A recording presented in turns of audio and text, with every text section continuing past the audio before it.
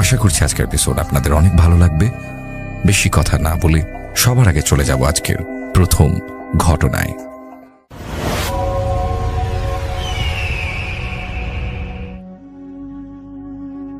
তো এখন যে ঘটনাটি আমি বলতে যাচ্ছি, এই ঘটনাটি সৌমিত্র রায় সংগ্রহ করেছেন, যার কাছ থেকে তার নাম হচ্ছে ফাহাদ ইসলাম।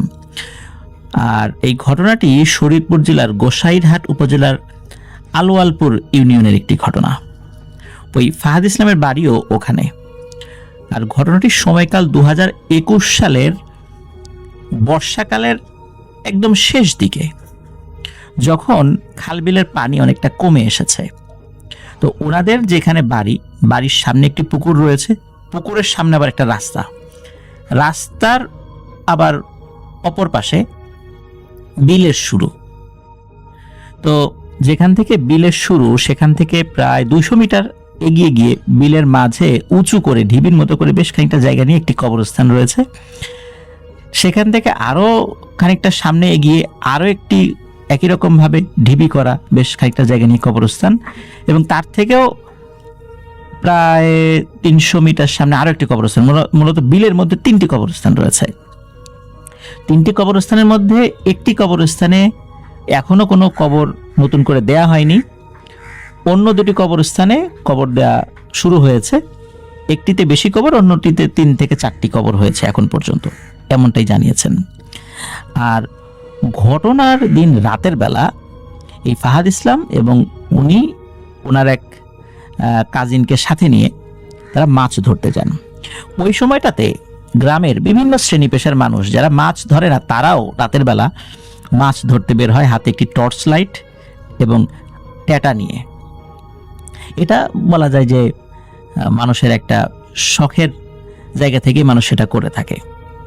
আর বর্ষার শেষ দিকে এসে ওই মাছ যেগুলো খালে বিলে এসেছিল, পানি কমে যাওয়ার কারণে বিভিন্ন জায়গায় আটকা পড়ে যায়। আর তখন মাছগুলো ধরতে সুবিধা হয়, পানি কম হলে ট্যাটা নিক্ষেপ করতেও সুবিধা এবং নির্ভুলভাবে মাছের গায়ে আঘাত করা যায়। এই জন্য ওই সময়টাতে বেশ অনেকেই মাছ ধরতে আসেন। তো একই রকমভাবে এই ফাহাদ ইসলাম এবং ওনার কাজিনকে সাথে নিয়ে, সমবয়সী আর কি, তারা দুজন গিয়েছেন। রাত তখন 12টার বেশি বেজে গেছে আর কি। তো ফাহাদ ইসলামের হাতে একটু হচ্ছে ট্যাটা, আর তার কাজিনের হাতে হচ্ছে টর্চ লাইট, আর মাছ রাখার জন্য একটি ঝুড়ি। তো তারা মাছ ধরতে ধরতে প্রথম যে কবরস্থানটি, এই কবরস্থানটি পার হয়ে তারা সামনে চলে গিয়েছে, এবং মধ্যবর্তী যে জায়গাটা আর একটা কবরস্থানে, সেই জায়গাতে তখন তারা মাছ ধরছেন। আসলে বিলের মধ্যে কবরস্থান, তো সেখানে তো কবরগুলো বা কবরস্থানের যত্ন করার মতো লোকের খুব অভাব থাকে। আর এই কারণে সেখানে বড় বড় ঘাস হয়ে যায়, কাশবন হয়ে যায়, সেখানে শেয়ালের উপদ্রব বেশি থাকে, এটা স্বাভাবিক আর কি। তো ওনারা মাছ ধরছেন, ধরতে ধরতে হঠাৎ করে এই ফাহাদ ইসলাম এবং ওনার কাজিন, ওনারা দুজনই শুনলেন যে ওনাদের সামনের দিকে যে কবরস্থানটি রয়েছে, যেখানে 3 থেকে 4টা কবর হয়েছে মাত্র, তো সেখানে একটা বড় ঝোপ কে যেন নাড়া দিল এবং খড়খড় খড়খড় শব্দ হলো। প্রথম অবস্থায় ওনারা চিন্তা করেছেন যে অনেক সময় গুই সাপ, যেগুলো ওই বিলের মধ্যে মাছ খাওয়ার জন্য নেমে যায়, এরকম কিছু গুই সাপ কিন্তু এই ঝোপঝাড়ের মধ্যে থাকে। তারা অনেক সময় যখন জোরে দৌড় দেয়, এই ধরনের দৌড়ের কারণে ঝোপ নড়ে ওঠে। আবার অনেক সময় শেয়ালও কিন্তু পানি কমে গেলে পানির মধ্যে থেকে মাছ ধরে খায়। তখন শেয়ালগুলো কিন্তু মানুষ দেখলে ভয় পায়, তারা দৌড় দিলে পরে এরকম ঝোপ নড়ে ওঠে। ওনারা চিন্তা করেছেন এরকমটাই হয়েছে। শুরুর দিকে তারা আসলে কোনো গুরুত্ব দেননি এই বিষয়টাতে। আরও বেশ কিছু সময় পর হঠাৎ করে মনে হলো যে আবারও ঝোপ নড়ে উঠল। তো এবার কি করে ওই ফাহাদ ইসলাম ওই জায়গাটাতে টর্চ লাইট মারে। ওনাদের টর্চ লাইটটা, ওই যে চার্জার টর্চ লাইট, কালো, যেগুলো লম্বা, অনেক আলো হয়, তো সেই টর্চ লাইট ছিল, বেশ আলো, অনেক দূর পর্যন্ত স্পষ্ট দেখা যায়। তো যখন টর্চ লাইট মেরেছে, ওখানে দেখতে পাচ্ছেন যে ঝোপ নড়ছে, এবং ঝোপটা এমনভাবে নড়ছে যে কোনো মানুষ বা কোনো প্রাণী চলার ফলে যেরকম ভাবে ঝোপ নড়ে সেরকম না, মনে হচ্ছে ইচ্ছা করে কেউ ওই ঝোপটা ধরে ঝাঁকাচ্ছে। তখন ফাহাদ ইসলামের মাথায় যে বিষয়টা কাজ করে, সেটা হচ্ছে যে এই সময় কিন্তু ওনাদের বয়সী অনেকেই মাছ ধরতে বের হয়, এলাকার পাড়া প্রতিবেশী বন্ধু বান্ধব, তখন একে অন্যকে কিন্তু ভয় দেখানোর জন্য অনেক সময় এই কাজগুলো করে থাকতে পারে, উনি এই চিন্তা করে। তো যার কারণে উনি প্রথমে মনে করেছে যে হয়তোবা প্রথমত যে যদি শেয়াল বা গৈসাপ না হয় তাহলে কোনো দুষ্টু ছেলে পেলে হবে আমাদেরকে ভয় দেখানোর চেষ্টা করছে, কারণ ঝোপ যেভাবে নড়ছে এটা কোনো মানুষেরই কাজ। তখন উনি মানে সাহস নিজেও ভয় পেয়েছিলেন এবং তার সাথে থাকা কাজিন সে আরো বেশি ভয় পেয়েছিল, সে তো ভয় কাঁপাকাঁপি শুরু করে দিয়েছে। তখন দুজনের মনের মধ্যে সাহস আনার জন্য উনি একটি গালি দিয়ে জিজ্ঞেস করেন, এই ওখানে কে রে, ধরতে পারলে কিন্তু পিটাবো। কিন্তু ওনার কথার পরেও কোনো ধরনের কোনো প্রতি উত্তর বা কোনো ধরনের কোনো মানে রিপ্লাই, পজিটিভ রিপ্লাই সেখান থেকে পাওয়া যায় না। বরঞ্চ যেটা হয় সেটা হলো যে ওই যে ঝোপ মনে হচ্ছে যে যেই যায় অংশটাতে নড়াচড়া করছিল ওর থেকে আরো 10 হাত সরে গিয়ে আবার ঝোপ নাড়াচ্ছে অন্য একটা জায়গায়। তখন উনি চিন্তা করেন যে কি ব্যাপার, ওখানে আসলে কে, আর এত রাতের বেলা ওই ঝোপ মানে পুরো কবরস্থান জুড়েই বড় বড় ঘাস হয়ে গেছে, হ্যাঁ কাশবনের মতো হয়ে গেছে, ওখানে তো রাতের বেলা সাপ টাপ থাকতে পারে, এখানে তো কোনো মানুষ নিছক ভয় দেখানোর জন্য আমাদের সাথে এই কাজটা করবে না। তখন উনি বেশ ভয় পান যে এটা প্যারানরমাল কোনো কিছু হতে পারে, কিন্তু অতটা যে গভীরভাবে বা দৃঢ়ভাবে ভেবেছেন বিষয়টা এরকম না। কিন্তু উনি বিভিন্ন সময় শুনেছেন এই কবরস্থানের আশেপাশের জায়গায় বিভিন্ন সময় অনেকেই দেখেছে যে লাল শাড়ি পরা কোনো একজন মহিলা বসে আছে বা সাদা শাড়ি পরা কোনো একজন মহিলা বসে আছে, মাছ খাচ্ছে এবং মানুষকে বলতেছে এই মাছ খাবি, আয় আমার সাথে এসে যোগ দে, মাছ খা। এরকম অনেকেই নাকি দেখেছে, যদিও তারা কখনো দেখেনি। তো এই বিষয়গুলো তখন তার মাথায় আসে। মাথায় আসতে আসতে হঠাৎ করে আরো একটি ভয়ানক ঘটনা ঘটে। সেটি হলো উনি খেয়াল করেন যে পেছন থেকে মনে হচ্ছে অনেক বড় বড় পা ফেলে কেউ একজন তাদের দুজনের দিকে ছুটে আসছে। মানে মানুষের পায়ের পাতা যত বড় তার থেকে যদি প্রায় 50 গুণ বড় পায়ের পাতা হয়, এই পায়ের পাতা যদি পানির উপর ধপাস ধপাস করে হেঁটে আসে তখন কিরকম শব্দ শোনা যায়, ঠিক সেরকম শব্দ শোনা যাচ্ছিল। উনি সাহস করে পেছন দিকে তাকান যেটা কি বড় মাছটাস কিনা, কিন্তু পেছন দিকে তাকিয়ে দেখেন যে পানির উপরে একটা বড় ধরনের আন্দোলন হচ্ছে, মনে হচ্ছে পানির নিচে কিছু আছে এবং ওনাদের দিকে ছুটে আসছে, ভেঙে চুরে পানি ভেঙে চুরে ওনাদের দিকে ছুটে আসছে। এই দৃশ্য দেখার পর ওনারা দুজনই প্রচন্ড ভয় পান, পড়িমড়ি করে ওইখান থেকে দৌড়াতে দৌড়াতে, মানে পানির মধ্যে কিন্তু দৌড়ানো এত সহজ বিষয় নয়, বেশ কঠিন একটি বিষয়। কিন্তু ওনারা তো আসলে স্থলভাগ থেকে খুব বেশি দূরে ছিল না, ওনারা দ্রুত একটা জায়গায় উঠে পড়েন এবং উঠে পড়ার পর পেছন দিকে তাকিয়ে দেখেন সবকিছু শান্ত। এবং ওনারা যখন দৌড়াচ্ছিলেন পেছন থেকে কিন্তু শুধু যে পানির শব্দ হচ্ছিল তা নয়, ভয়ঙ্কর গর্জন, বাঘ সিংহ গর্জন করলে যেরকম শব্দ শোনা যায় ঠিক তেমন গর্জন হচ্ছিল পেছনে, মনে হচ্ছে ভয়ঙ্কর কিছু ওনাদেরকে তাড়া করছে। তখন ওনারা যখন মানে স্থলভাগে চলে আসেন, আসার পরে এই ফাহাদ ইসলামের যিনি কাজিন ছিলেন তার তো জুতা পরা ছিল, এক ধরনের যে গামবুট, মানে প্লাস্টিকের যে গামবুটগুলো কাদার মধ্যে নামার সময় পানির মধ্যে নামার সময় অনেকে পরে, তো সেটা পরা ছিল। সেই গামবুট খোলার পরে দেখা গেল তার মানে পা কেটে একাকার হয়ে গেছে। এখন ওই দৌড়ানোর কারণে ওই নিচ থেকে বা সাইড থেকে ধারালো কিছু তার পায়ের মধ্যে ওই গামবুট ভেদ করে ঢুকে গিয়েছিল, যার কারণে তার পা কেটে গেছে। এখন ধারালো কি জিনিস ঢুকেছিল এটার কোনো নিদর্শন পাননি, তবে সেই গামবুটটা ফুটো হয়ে গিয়েছিল, পা কেটে গিয়েছিল। কিন্তু ওই পা কাটার ব্যথা বা রক্ত বের হচ্ছে এইটা ওই দৌড়ানোর সময় কোনো কিছুই ফিল করেননি। পরবর্তীতে মনে হচ্ছিল যে ওনার ব্যথা অনুভূত হচ্ছে, তখন ওই গামবুট খুলে দেখেন যে গামবুটে কোনো কিছুর আঘাত লেগেছিল। এটা লাগতেই পারে পানির মধ্যে দৌড়ানোর সময়, এটাতে প্যারানরমাল কোনো বিষয়ের কিছু আছে বলে আমার মনে হয় না। কিন্তু কি ছিল সেই জিনিসটা? ভয়ঙ্করভাবে গর্জন করতে করতে পানির মধ্যে আন্দোলন সৃষ্টি করতে করতে তাদের দিকে ছুটে আসছিল। সেই জিনিসটার অস্তিত্ব তারা স্বচক্ষে দেখতে পাননি, কিন্তু ওই জিনিসটা যে বিশাল আন্দোলন সৃষ্টি করছে, একবার পানির মধ্যে হলো, যেটা শেষ দিকে, আর শুরুটা হয়েছিল ওই কবরস্থানের ঝোপের মধ্যে। আসলে সেই জিনিসটা কি ছিল? নিশ্চয়ই কোনো মানুষ ছিল না, ভয়ানক কোনো জিনিস ছিল, কিন্তু চোখে না দেখলেও তারা অনুধাবন করতে পেরেছিলেন। তো পরবর্তীতে ওখানকার মানুষজন বলেছিলেন যে কখনো কখনো রাতের বেলা মাছ ধরতে গেলে এরকম ভয়ানক ঘটনা অনেকেই নাকি ওখানে সম্মুখীন হয়েছেন।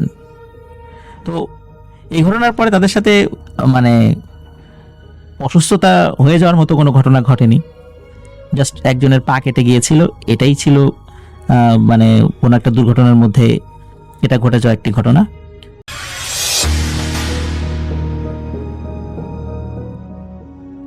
এখন যে ঘটনাটি আপনাদের সাথে শেয়ার করব, এই ঘটনাটি আমাদেরকে পাঠিয়েছেন একজন রেমিটেন্স যোদ্ধা ভাই, যার নাম মোহাম্মদ সাদিকুর রহমান। উনি বর্তমানে সংযুক্ত আরব আমিরাতের আবুধাবির মুসাফফাত নামক স্থানে রয়েছেন। ওনার দেশের বাড়ি হবিগঞ্জ জেলার নবীগঞ্জ উপজেলার রুস্তমপুর গ্রামে। এই ঘটনাটি উনি ওনার এক কলিগ, যার নাম হচ্ছে পিটার, যার বাড়ি কেনিয়াতে, তার কাছ থেকে সংগ্রহ করেছেন। এই পিটার কেনিয়ার কিতুই কাউন্টির কাম্বা গোত্রের একজন বাসিন্দা। এই কাম্বা গোত্রের বড় একটা অংশের লোকজন কালো জাদুতে নাকি পারদর্শী। এদের প্রায় সব কাজেই কালো জাদুর ব্যবহার করা হয়। পিটারের বাবা তাদের ওই অঞ্চলের একজন বেশ মাতব্বর বলতে হবে। বিশেষ করে যারা এই ধরনের কালো জাদুতে পারদর্শী, যারা একটু মাতবার গোছের আর কি, তাদেরকে নাকি স্থানীয় ভাষায় কিথিতা বলা হয়। বিশেষ করে যারা জাদুকরদের সর্দার হন তাদেরকে কিথিতা বলা হয়। পিটারের বাবার নাম বেশ একটু জটিল, মুস ইয়োকা। এই বানানটাও নাকি কঠিন। বানানটা লিখে পাঠিয়েছেন সাদিকুর রহমান ভাই। এই বানানটা পড়ে কিন্তু উচ্চারণটা করাটা বেশ ডিফিকাল্ট হয়ে যায়। পিটার 2003 সালের দিকে তার বাড়ি ত্যাগ করে, আর 2008 সালের দিকে দেশই ত্যাগ করে। প্রথমে লেবানন, আর এখন সংযুক্ত আরব আমিরাতে আছে। তার স্ত্রী বাচ্চাদেরকে নিয়ে এখন সে ভালোই আছে। সে ছোটবেলা থেকেই তার বাবার করা এই কাজকে পছন্দ করতো না, আর তাদের বংশ পরম্পরায় কিন্তু এই কাজ শিখতে হয়, অর্থাৎ পিটারকেও জাদু শিখতে হবে।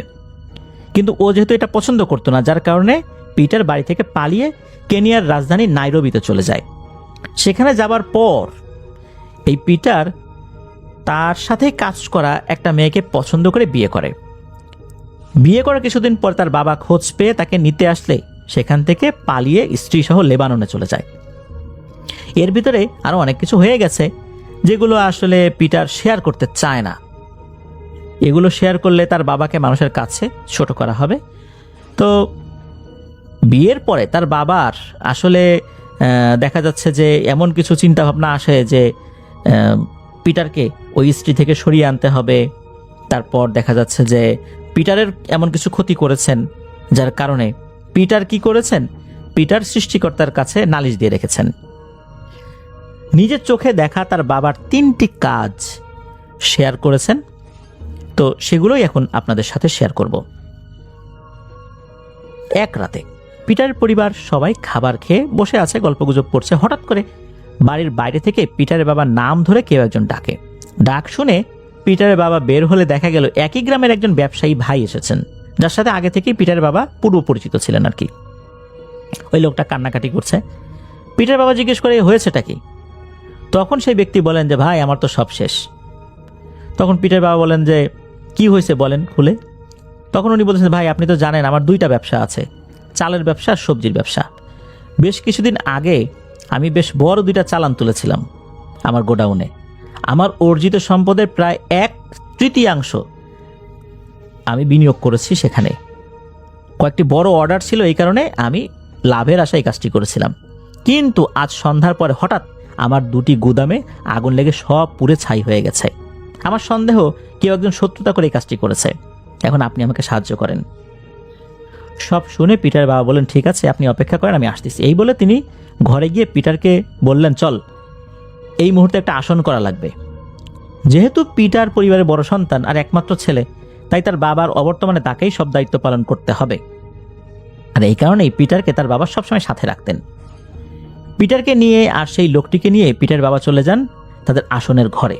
আর পিটারকে উনি নির্দেশনা দেন যাও ওই লোকের ওই গুদামে যাও, সেখান থেকে পুড়ে যাওয়া কিছু ছাই আর যে সমস্ত পণ্য পুড়ে গেছে এরকম পণ্যের অংশ বিশেষ সাথে করে নিয়ে আসবা।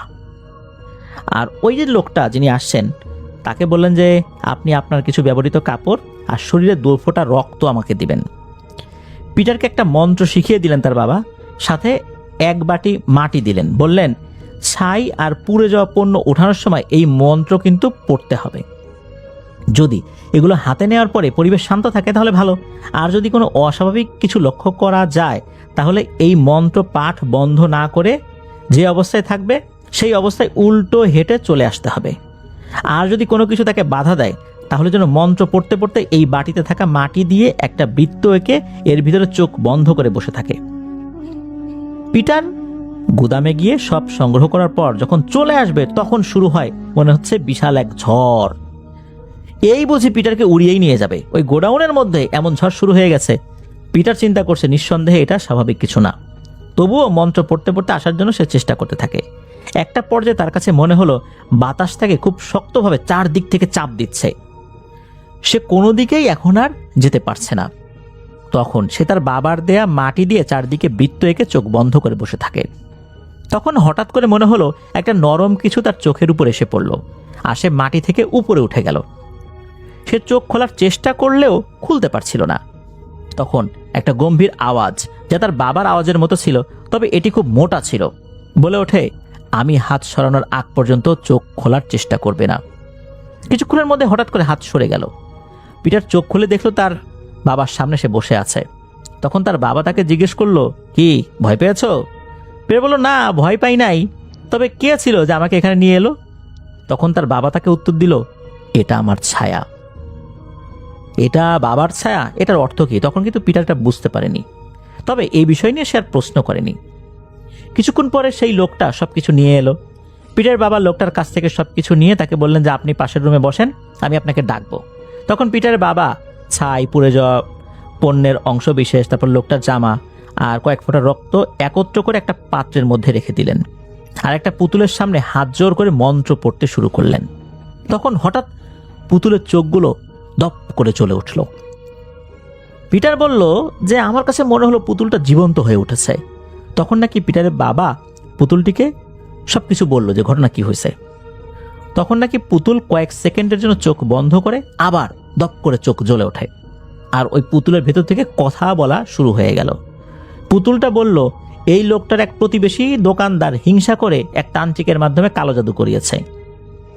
এই জাদুকর এই সমাজের না, অন্য গোত্রের, অন্য গ্রামের, অন্য সমাজের। এই বলে পুতুলটা আবার নিষ্প্রাণ হয়ে গেল। পিটারের বাবা লোকটাকে ডাকলেন আর সব বললেন যে তার পাশের দোকানদার তার উপর এই জাদুটা করে এই ভয়ঙ্কর ঘটনাটি ঘটিয়েছে। তার ব্যবসা সুখ শান্তি নষ্ট করাই ছিল তার মেইন উদ্দেশ্য। তখন লোকটা বলল, এটি কাটানোর উপায় কি? তখন পিটার বাবা জিজ্ঞেস করলেন, আপনি কি শুধু এটা কাটাতে চান নাকি প্রতিশোধ নিতে চান? তখন লোকটা বলল, সে প্রতিশোধ নিতে চায়। এটা শোনার পর পিটারের বাবা তাদের পাশে বসিয়ে তার কাজ শুরু করলো। প্রথমে তিনি ব্যবসায়ীর উপর থেকে কালো জাদুর প্রভাবটা কাটালেন এবং দ্রুত সময়ের মধ্যে প্রতিশোধ নেওয়ার কাজ শুরু করে দিলেন।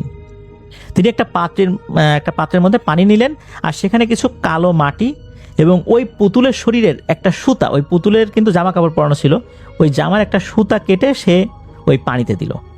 হঠাৎ করে এই পানির মধ্যে একটা লোকের ঘুমন্ত চেহারা ভেসে উঠল। পিটার কিন্তু এটা দেখছে যে একটা লোক ঘুমাচ্ছে, এই ঘুমন্ত ব্যক্তির চেহারা ভেসে উঠেছে, আর এই চেহারার উপরে পিটারের বাবা একটা সূচ দিয়ে আঘাত করতে শুরু করলো, আর পানি মুহূর্তের মধ্যে লাল হয়ে গেল। এই জাদুটিকে নাকি কাইথি বা পানির আয়নার খেলা বলা হয়, স্থানীয় ভাষায় আর কি। এটি সাধারণত পশুদের খেলার সময় এক পক্ষ অন্য পক্ষের পশুর উপর প্রয়োগ করে, যার ফলে ওই পশুটি পাগল হয়ে যায় আর হেরে যায়। পরের দিন নাকি দেখা যায় ওই ব্যবসায়ের পাশের দোকানের লোকটা রাস্তায় পাগলের মতো ঘুরছে। এই গেল একটা ঘটনা। এবার আসি দ্বিতীয় ঘটনায়। পিটারদের গ্রামেই নাকি হঠাৎ করে গবাদি পশু চুরি বেড়ে যায়। তখন গ্রামের অনেকেই পিটারের বাবার কাছে আসে এই সমস্যার সমাধানের জন্য। তখন পিটারের বাবা সবাইকে মাটি পরা দেন আর বলেন এগুলো গোয়াল ঘরের চারপাশে ছিটিয়ে দেওয়ার জন্য। ওই রাতেই ঘটে একটা ঘটনা। সবাই তো গোয়াল ঘরের চারপাশে ছিটিয়ে দিয়েছে।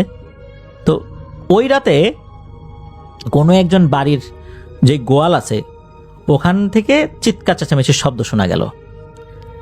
গ্রামের অনেকের সাথে পিটারও সেখানে গিয়ে দেখলেন যে এক ব্যক্তি একটি গরুর দড়ি ধরে গোয়ালঘরের ঠিক দরজার কাছে দাঁড়িয়ে আছে।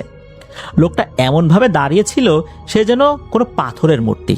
তার চোখ দুটো বড় বড় হয়ে খোলা, কিন্তু সে পলক ফেলতে পারছিল না।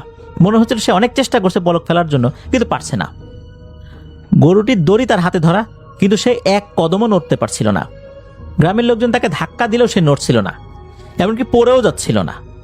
মনে হচ্ছিল তার পা মাটির গভীরে গেঁথে আছে। সে প্রচণ্ড ঘামছিল এবং তার মুখ দিয়ে ফেনা বের হচ্ছিল। লোকটির শরীর স্পর্শ করলে মনে হচ্ছিল আগুনের উপর হাত রাখা হয়েছে। তখন সেখানে থাকা কয়েকজন পিটারের বাবাকে ডেকে আনার চেষ্টা করলেন। পিটারের বাবা এসে যখন তার বিশেষ মন্ত্র পড়ে লোকটির কপালে কিছু পানি ছিটিয়ে দিল, তখন তার হাত থেকে গরুর দড়িটা এমনি এমনি খুলে গেল।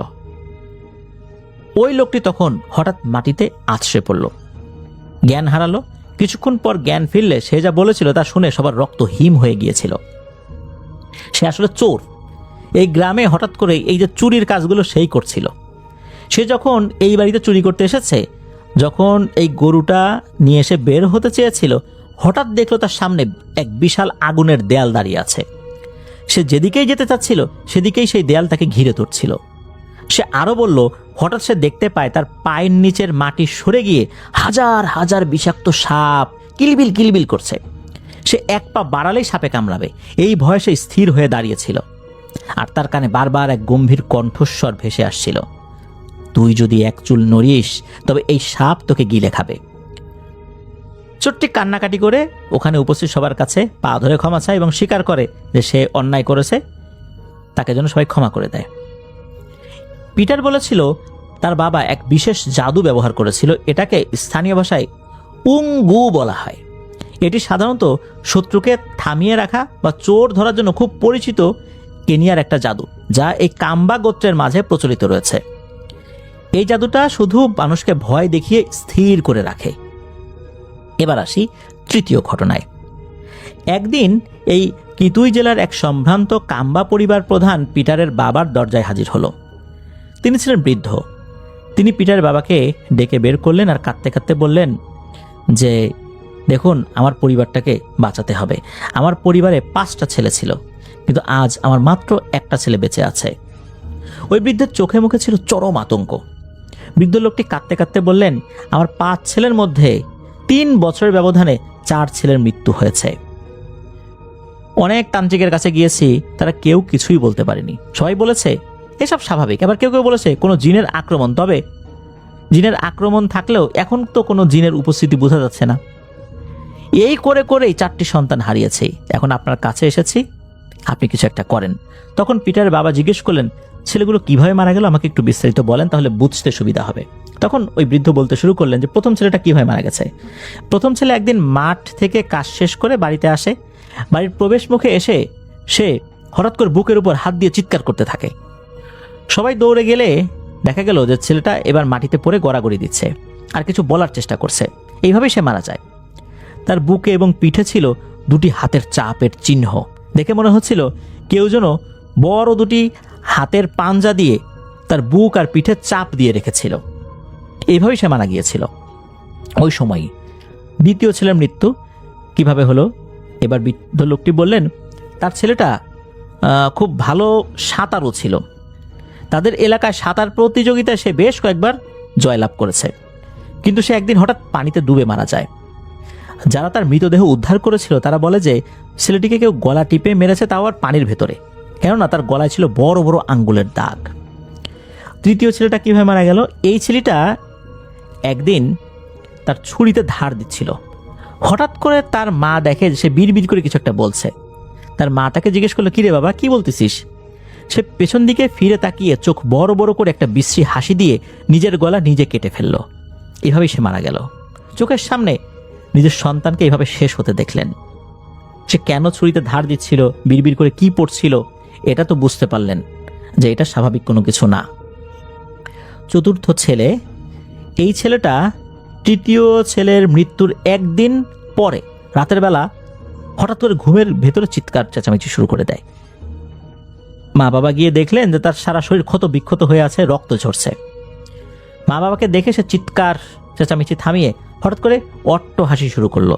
হাসতে হাসতেই নাকি হঠাৎ করে ছেলেটা নিস্তেজ হয়ে গেল, অর্থাৎ সে ওই সময় মারা গেল। কে তাকে আঘাত করেছিল, কি হয়েছিল, কিছুই বোঝা গেল না। এই সমস্ত কথা বলে বৃদ্ধ কান্নাকাটি শুরু করে দিলেন আর বললেন যে জনাব, আমার বংশ তো শেষ হয়ে যাচ্ছে, আর একটা ছেলে বেঁচে আছে। 3 বছরে আমার 4 জন যুবক ছেলেকে আমি হারিয়েছি। এখন এই ছেলেটাও প্রতি রাতে অদ্ভুত আচরণ করছে।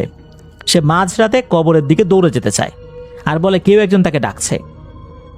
পিটারের বাবা শান্তভাবে সব শুনলেন। তিনি বুঝতে পারলেন এটা কোনো সাধারণ জিন বা সাধারণ কোনো জাদুর কাজ নয়। পিটার বাবা পিটারকে বললেন, পিটার, আজ আমাদের সরাসরি রক্ষক জিনদেরকে ডাকতে হবে। স্থানীয় ভাষায় এই রক্ষক জিনদেরকে আঙ্গাই বলা হয়। এই পরিস্থিতি সাধারণ তান্ত্রিকদের নিয়ন্ত্রণের বাইরেই থাকে। পিটারের বাবা ওই বৃদ্ধকে বললেন, আপনি কিছুক্ষণ অপেক্ষা করেন, আমি আসতেছি। এই বলে পিটারের বাবা একা তার আসন ঘরে প্রবেশ করলেন। কিছুক্ষণ পর তিনি বাইরে আসলেন। এইটুকু সময় তিনি একদম ঘামে ভিজে গিয়েছিলেন। বাইরে এসে তিনি বৃদ্ধকে ডেকে প্রশ্ন করলেন, আপনার 3য় পূর্বপুরুষের কবর কোথায় আছে, এটা আপনি জানেন? তখন বৃদ্ধ লোকটি বললেন, আমি সঠিক জানি না, তবে খুঁজলে পাবো। তখন পিটারের বাবা বললেন, আমি সব তথ্য যদি পাই তাহলে এই তথ্যটা কেন পাইলাম না এটা তো বুঝতে পারলাম না। আপনার সম্পর্কে সব তথ্য আমি জেনে ফেলেছি, কিন্তু আপনার 3য় পূর্বপুরুষের কবর কোথায় এটা আমি বুঝতে পারিনি। তাহলে সমস্যাটা এখানেই আছে। এখন শোনেন, আপনাদের উপর খুবই ভয়ঙ্কর প্রাচীন আমলের মুভি ওয়ামাকু জাদু করা হয়েছে। আর এই জাদু ভয়ঙ্কর মৃত্যু খেলার জাদু। এটি হঠাৎ করে শুরু হয়, মাঝে কয়েক পুরুষ পর্যন্ত থাকে, আবার মাঝে মাঝে দেখা যায় যে একদম বংশ নির্বংশ করে দেয়। এটি এমন এক জাদু যা কোনো সাধারণ তান্ত্রিক করতে পারে না। এটি আপনার বংশের পিছনে 3য় পুরুষ মৃত ব্যক্তির চোয়ালের হাড় এনে তাতে বিশেষ মন্ত্র পড়ে একটা তরল মাখানো বা একটা তরলে এই হাড়টাকে মাখানো হয়েছে। তারপর এই হাড়টাকে আবার কবরে রেখে দেওয়া হয়েছে। এভাবেই জাদুটা করা হয়। আর এই কবরের পাহারাদার হিসেবে নিয়োজিত আছে অবাধ্য কিছু ইবলিশের পূজারী জিন, যার কারণে আমি সব তথ্য সংগ্রহ করতে পারলেও এই কবর কোথায় আছে তা জানতে পারিনি। কারণ তারা এমন এক মায়াজাল সৃষ্টি করে রাখে, কোনো জিনের পক্ষে এর তথ্য বাইরে বের করা সম্ভবই নয়। আর এটি এক অতৃপ্ত পিশাচকে আহ্বান করে করা হয়। আর এই পিশাচ এই মৃত ব্যক্তির শেষ পুরুষের মৃত্যু নিশ্চিত করার আগ পর্যন্ত থামে না। তবে এটি দীর্ঘমেয়াদী জাদু। প্রতিটি বলি এই পিশাচকে আরো শক্তিশালী করে তোলে। তবে প্রতি বছরের এক বিশেষ সময় এই পিশাচ বলি গ্রহণ করে। তবে আপনার 4র্থ ছেলে বলির শিকার এখনো হয়নি, নিশ্চয়ই এর পেছনে অন্য কোনো উদ্দেশ্য আছে। তিনি আরো বলেন, এই জাদুটি করার জন্য যে কষ্টটা করা হয়েছে তার থেকেও বেশি কষ্ট করা হয় এই জাদুটা নষ্ট করার জন্য। এমনকি এই জাদু ভাঙার চেষ্টা যে করবে তার সামান্য ভুল তার মৃত্যুর কারণ হতে পারে। এই জাদু কাটানোর জন্য ওই কবরটা খুঁজে পাওয়া জরুরি। সেখান থেকে তার চোয়াল আবার বের করে এটিকে পরিশুদ্ধ করে ঠিক জায়গায় আবার রেখে দিতে হবে। পিটারের বাবা এটা জানতেন যে শুধু স্মৃতির উপর ভরসা করে, অর্থাৎ মেমোরিতে যেই তথ্য আছে এইটার উপর ভরসা করে এই কবর খুঁজে পাওয়া সম্ভব নয়। কারণ মুভি ওয়ামাকু জাদুর প্রভাবে ইবলিশ পূজারী জিনেরা পুরো এলাকাটিকে একটা মায়াজালে ঢেকে রাখে। সাধারণ চোখে যা জঙ্গলের মতো লাগে, বড় বড় গাছপালার মতো মনে হয়, কিন্তু আসলে সেখানে কিছুই নেই। এটা একটা গোলক ধাঁধা। পিটারের বাবা বৃদ্ধ লোকটিকে বললেন যে চলেন, এই মুহূর্তে আপনার বাড়িতে যাব। লোকটির বাড়িতে এসে তিনি বৃদ্ধ ছেলের কাছে গিয়ে তাকে দেখলেন। পরে ঘরের চারপাশে 4টি পেরেক গিরে দিয়ে বললেন, আমি আসার আগ পর্যন্ত কোনো অবস্থাতেই এখান থেকে বাইরে বের হওয়া যাবে না। আর আপনার ছেলেকে বেঁধে রাখেন, কারণ সে বাইরে যেতে চাইবে, আর বাইরে গেলেই কিন্তু বিপদ হয়ে যাবে। যেভাবেই হোক তাকে কিছু সময়ের জন্য আটকে রাখতেই হবে, যতক্ষণ না পর্যন্ত আমরা কাজ শেষ করতে পারি। মনে রাখবেন, আমি যখনই ওই কবরের পাশে যাব আপনার ছেলে ঘর থেকে বাইরে বের হবার চেষ্টা করবে। আর তাকে বেঁধে রাখার পরও তার পাশে কয়েকজন পবিত্র মানুষ থাকতে হবে, যাদের শরীর সম্পূর্ণরূপে পাক পবিত্র। পিটার বাবা বৃদ্ধকে বললেন, আপনি আমাদের সাথে যাবেন। এই বলে পিটারের বাবা একটা লাল তরল জাতীয় তেল বের করে পিটারকে এবং বৃদ্ধকে মাখতে বললেন, নিজেও মাখলেন। তারা যখন স্থানীয় একটা কবরস্থানের পাশে গেলেন, তারা দেখতে পেলেন সেখানে বিশাল বড় একটা গাছ, অথচ সেখানে কোনো গাছ ছিল না। আর এই কবরস্থান ব্যবহার করা হয় যে কারণে যেহেতু সবসময় ব্যবহার করা হয়, সবসময় এটাকে পরিষ্কার করে রাখা হয়, এটা দেখভাল করার জন্য লোকও আছে, এটা পরিত্যক্ত কোনো কবরস্থান না। পিটার বাবা তখন তার ঝোলা থেকে বিশেষ এক প্রকার লাল রঙের ধূপ বের করলেন এবং এটি একটা মশালের মতো করে জ্বালিয়ে এর সাথে কিছু একটা লাল তরল ছিল যেটা অনেকটা রক্তের মতো, এটা লাগিয়ে দেন এবং তারা এগিয়ে যান। তখন রাস্তাটি পরিষ্কার হয়ে যায়, তখন আর কোনো গাছপালা দেখা যাচ্ছিল না। তিনি বৃদ্ধকে জিজ্ঞেস করলেন, এবার বলুন আপনার পূর্বপুরুষের কবর কোন দিকে? তখন বৃদ্ধ তাকে এক পাশ দেখিয়ে দিলে তারা সেদিকে যান। ওখানে হাজার হাজার কবর ছিল, একটার উপর অনেকগুলো কবর হয়ে গেছে, আসলে শনাক্ত করাটা অত্যন্ত দুরূহ ব্যাপার। তখন পিটারের বাবা বৃদ্ধ লোকটার হাতের আঙ্গুল কেটে অল্প রক্ত তার সাথে নিয়ে আসা একটা পাত্রের মাটিতে, ওই পাত্রের মধ্যে মাটি ছিল, সেখানে মিশিয়ে চারদিকে ছিটিয়ে দিলে তারা 2-3টা কবর দেখতে পায়। অন্য কোনো কবর তারা দেখতে পাচ্ছে না। তার মানে হচ্ছে এই 2-3টা কবরই হচ্ছে তার পূর্বপুরুষদের কবর, আর অন্য সব কবর ভ্যানিশ হয়ে গেছে এই পদ্ধতিটা ব্যবহার করার পর। এগুলোর উপর আবার নামও লেখা ছিল, তারা দেখতে পাচ্ছেন কোনটা কার কবর। তখন চারদিকের আবহাওয়া গরম হতে শুরু করে, সাথে সাথে চারদিক থেকে বাতাস বইতে শুরু করে, মনে হচ্ছিল সবকিছু উল্টো পাল্টা হয়ে যাবে। আশ্চর্যের বিষয় হলো সেখানে থাকা ওই বৃদ্ধর পূর্বপুরুষের কবর, যার চোয়ালের মাধ্যমে জাদু করা হয়েছে, সেই কবরটি তখন মাটি সহ শূন্যে ভাসতে লাগলো।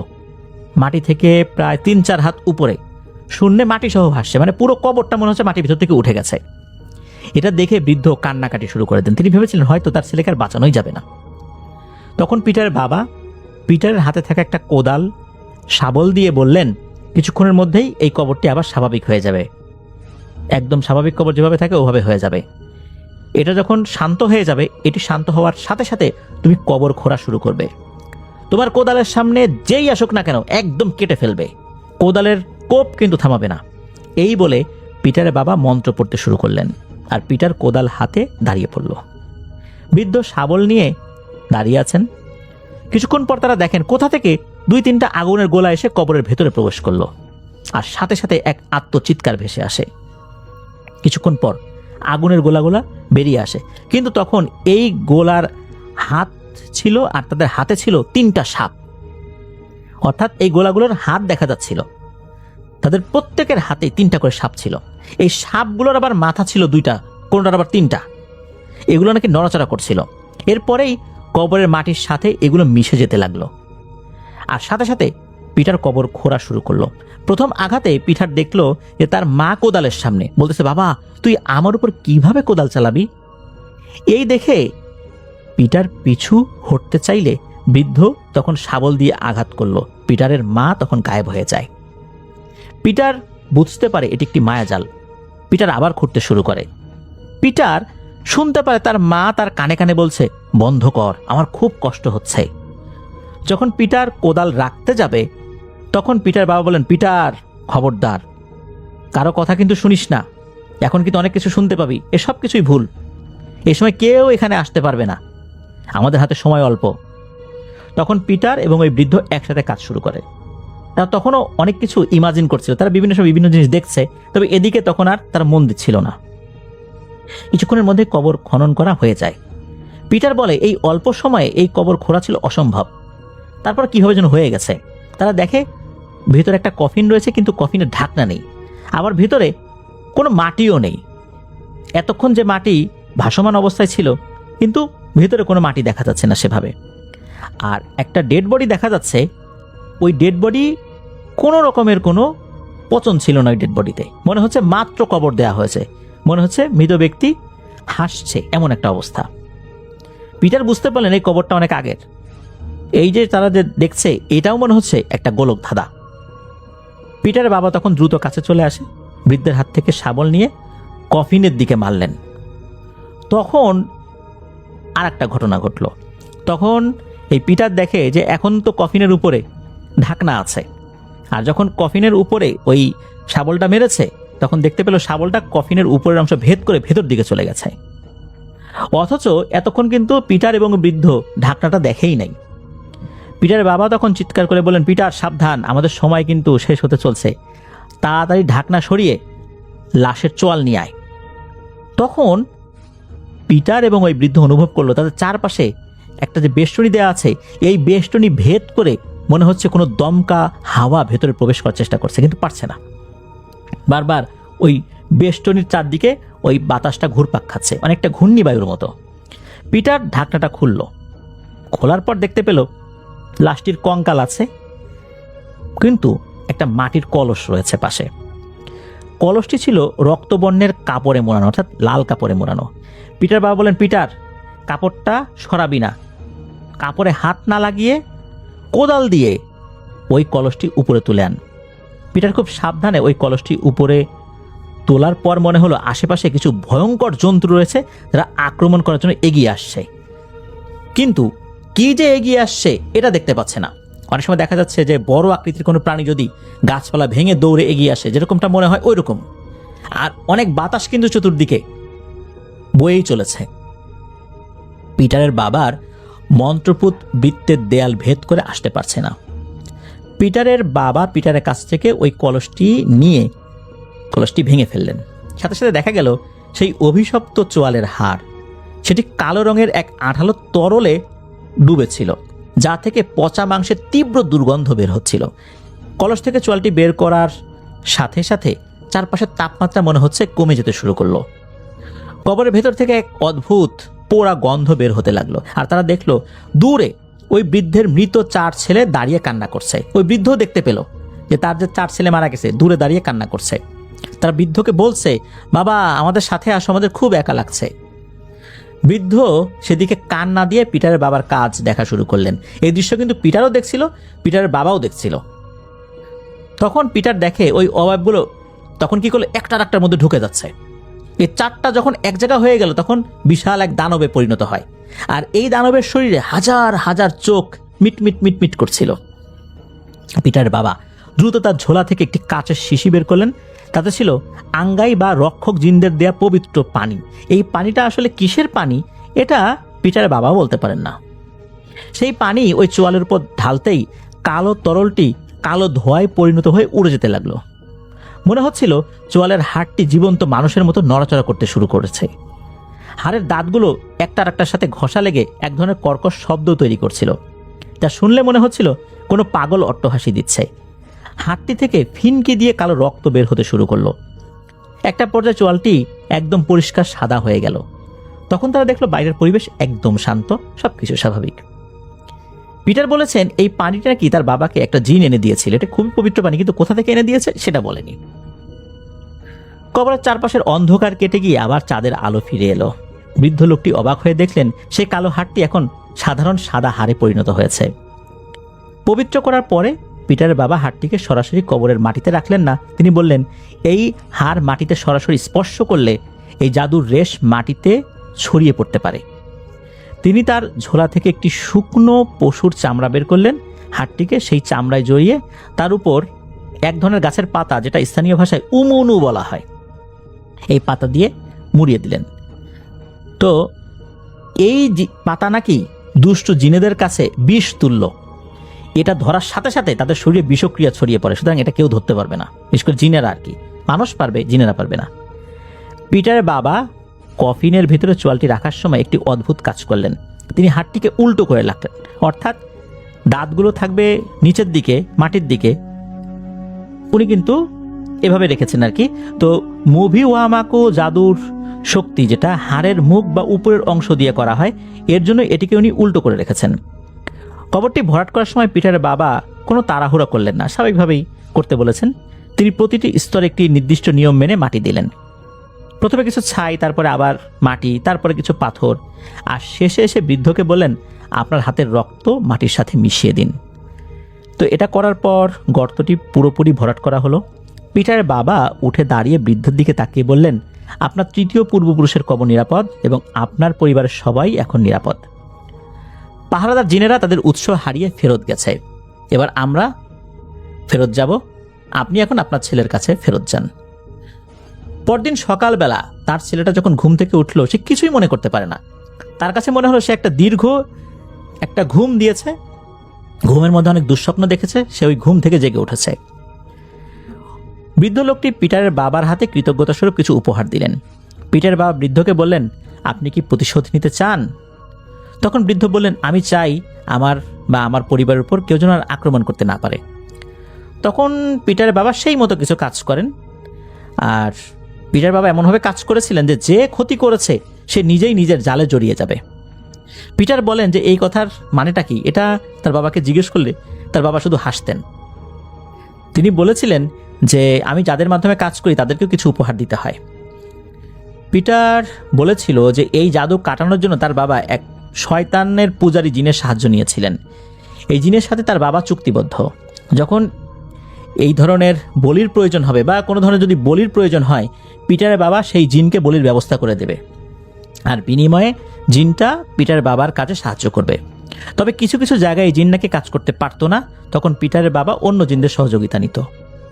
পিটার বলে যে তার বাবার কাছে অসংখ্য ভয়ঙ্কর জিন রয়েছে যারা দুনিয়ার নিকৃষ্ট জিনেদের মধ্যে পড়ে। এদের মধ্যে বেশিরভাগই লুসিফার বা শয়তানের পূজা করে।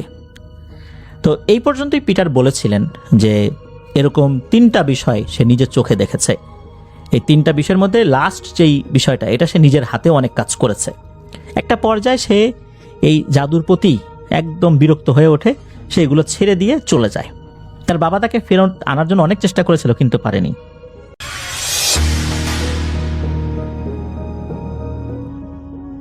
ঘটনাটা ঘটেছে ময়মনসিংহ জেলার সদরের কোনো এক জায়গায়।